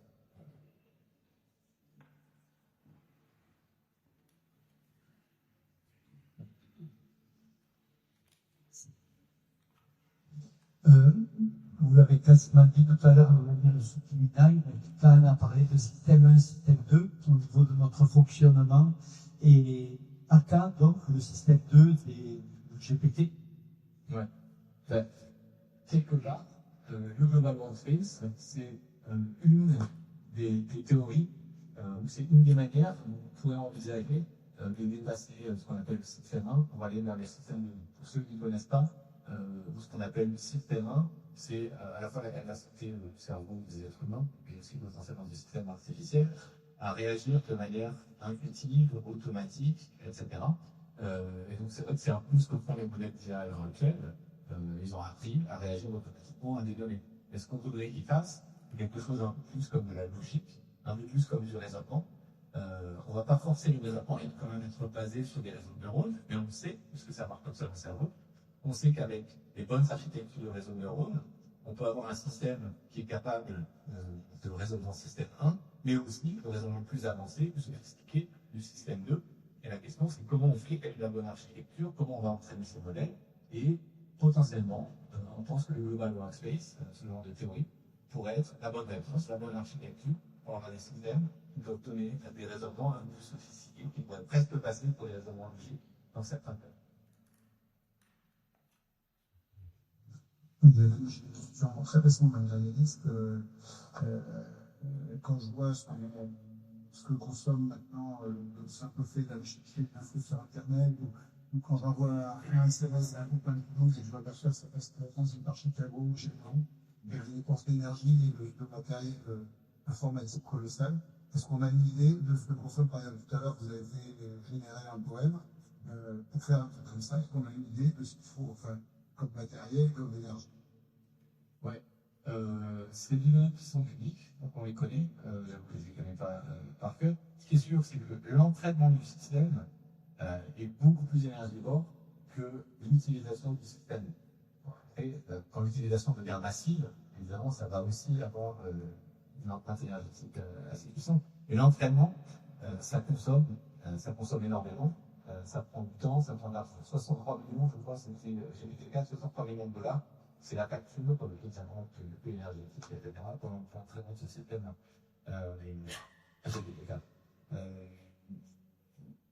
Donc, à l'utilisation, il faut prendre en compte, donc évidemment, de toute façon, si vous avez une requête, vous allez aller sur Internet, vous avez votre requête, ça va avoir un coût énergétique. D'un autre côté, vous vous posez la question, qu'est-ce que vous auriez fait si vous n'aviez pas Google pour répondre à la question? Vous auriez pris votre voiture pour aller à la bibliothèque, pour aller chercher un livre pour répondre à la question. Finalement, il valait mieux aller sur Google. Ça, c'est tout moins d'énergie. C'est une question que je me pose. Oui, tout dépend. Moi, je n'ai pas la réponse. Qu'est-ce que vous auriez fait? Vous avez peut-être abandonné. Mais donc, parfois, le fait d'aller sur Internet, ça va économiser de l'énergie, ça va économiser de l'argent. Et parfois, le fait de parler à ChatGPT, ça peut aussi économiser beaucoup. C'est pas dans quelle situation, mais je suis sûr qu'on peut envisager une situation où ça va économiser de l'énergie, d'avoir un système artificiel comme ça, où on peut parler à l'énergie, ou d'avoir une personne, ou de devoir se déplacer pour aller à un certain endroit, pour avoir une expertise. Oui, mais on ne peut pas craindre aussi, justement, bon, par exemple, pour traiter l'imagerie musicale, bon, c'est un intérêt médical, et qui peut être une très bonne chose. Mais vu la facilité avec laquelle on va pouvoir générer du texte musical, pour moi, ça veut dire qu'il y a des millions de gens qui vont générer des millions de textes, des millions d'images pour le plaisir d'en faire. Et des trucs qui servent à rien, comme d'habitude, pour voir une fois sur la fin. À l'époque, les imprimantes dans les entreprises ont balancé des stocks de papier listing, parce qu'on imprimait des tas de choses qui servaient à rien. Et ça fait sens. Je suis d'accord.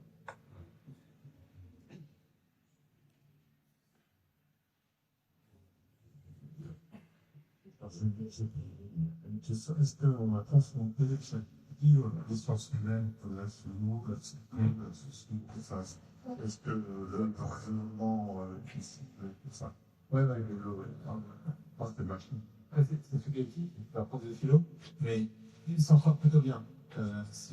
Parce que justement, il y a beaucoup de textes comme ça, donc il a appris sur des livres, des choses comme ça, des essais, des qui sont sur Internet.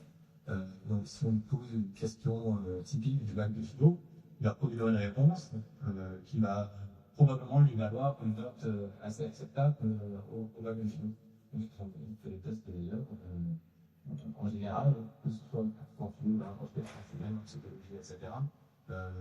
Bon, les cartes pour passer des examens, notamment des examens aussi le barreau d'avocat, de la barre ou la main, après la vie. Il y a peut-être une notion de raisonnement, pas seulement de biographie, enfin, qui retrouve C'est toujours dur de savoir si la son propre raisonnement ou si répétitif, c'est un raisonnement qu'il a appris. C'est-à-dire les avocats, même par rapport à je sais pas, mais en tout cas, il est comme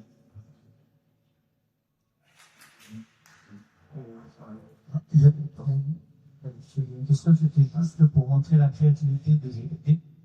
Une question qui est posée très simple et c'est culinaire, on a peut-être plutôt fait. Et on lui a demandé ce qu'il valait mieux utiliser pour faire une omelette. Des œufs de poule ou des œufs de vache. Et là, je trouve qu'il a été extrêmement créatif, GPT, parce qu'il a quelque chose, c'était différent, mais l'omelette de crêpe avec des œufs de vache sera plus crémeux.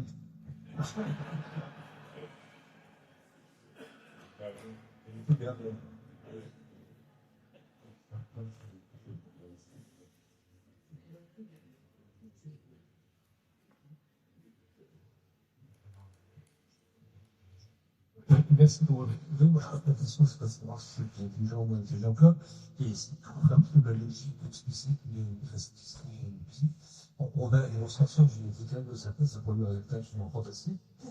Moi, je m'interroge plutôt sur l'évolution de l'être humain et de l'humanité, parce que, on peut faire effectivement une dissertation de fait absolument impressionnante sur Nietzsche, donc on appelle expérience. C'est le développement, on aurait un 15 sur 20, une 16 sur 20 en bac. La question à se poser, c'est pas de nous dire c'est pas vrai, ça marche pas, si c'est vrai. Et beaucoup de trucs comme ça où ça fait largement semblant que l'être humain voit bien. Et comme on est nous-mêmes une machine à consistante, je m'interroge sur le fait que l'un des collégiens, lycéens ou élèves de maternelle utilisent ChatGPT, parce que je pense qu'il va devenir peut-être un bruit-son, une génération d'élites. C'est GPT qui va prendre le pouvoir, parce que c'est lui qui produira tout.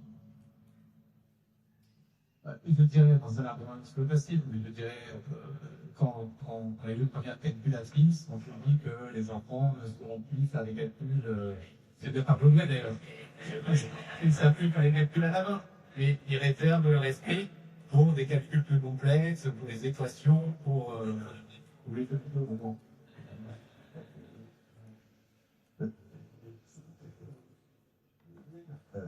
Moi, peut-être, je reste très dubitatif dans les temps scientifiques de base. Je reste très dubitatif par rapport à l'intelligence artificielle. Parce qu'il y a un truc qui manque à votre machine, même celle-là qui est très sophistiquée, c'est un corps. Elle n'a pas de corps, cette machine. Donc, elle souffre pas. Elle n'a pas envie de se reproduire. Est-ce que l'homme est une machine à prendre? Non. Il n'est pas une machine à prendre. Il a des sentiments. Il est amoureux.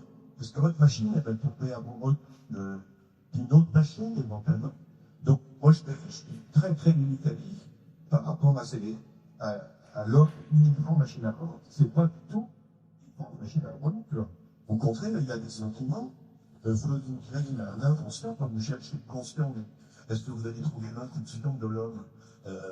Il a des parents, des grands-parents. Il a eu des traumatismes de ses parents ou de ses grands-parents. Donc, ça, votre machine, elle n'est pas vivante, votre machine, elle ne vit pas. Donc, à mon avis, l'espoir de dominer l'homme avec cette machine, je ne crois pas du tout.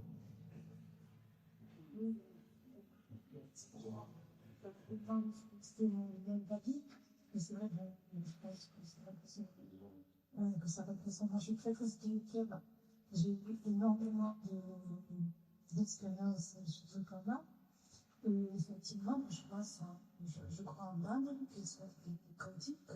Et je pense que justement, la frontière entre l'IA et notre essence divine, c'est uniquement des données quantiques. Et je pense que le jour où l'IA, si l'oranique, effectivement, implante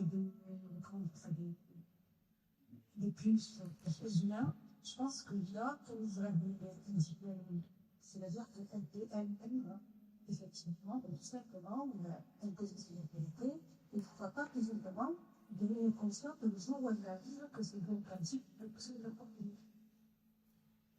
Je vais essayer de répondre en une fois à toutes ces questions, en disant que, donc, clairement, il manque quelque chose à l'IA actuelle, mais déjà, quand on se pose cette question, c'est qu'il lui manque quelque chose. Pourquoi? Il lui manque quelque chose pour être plus performante, oui. Il lui manque quelque chose pour comprendre le monde de la manière qui nous paraît satisfaisante, oui. Et là, j'ai essayé de proposer des solutions de choses qu'on pourrait rajouter. Rajoutons-lui une modalité d'action, pensée par le corps, mais ça il ressemble. Rajoutons-lui une modalité de perception, etc. On pourrait faire une liste de choses à rajouter pour en faire un humain, mais est-ce que c'est ça qu'on veut faire? Moi, je suis pas convaincu qu'on veut en faire un humain. Est-ce qu'on veut lui donner des émotions? Est-ce qu'on lui donne la capacité de souffrir? Et après, regretter de dire, ah, mais j'ai souffert combien? Est-ce qu'on lui donne la capacité de tomber amoureuse? Tout ça, c'est des questions, je pense qu'à un moment, il faut peut-être s'arrêter et de dire, oui, je décide de ne pas mettre cette composante dans son système, je sais qu'il lui manquera quelque chose pour être un humain, mais c'est pas le but, le but c'est pas de faire un humain.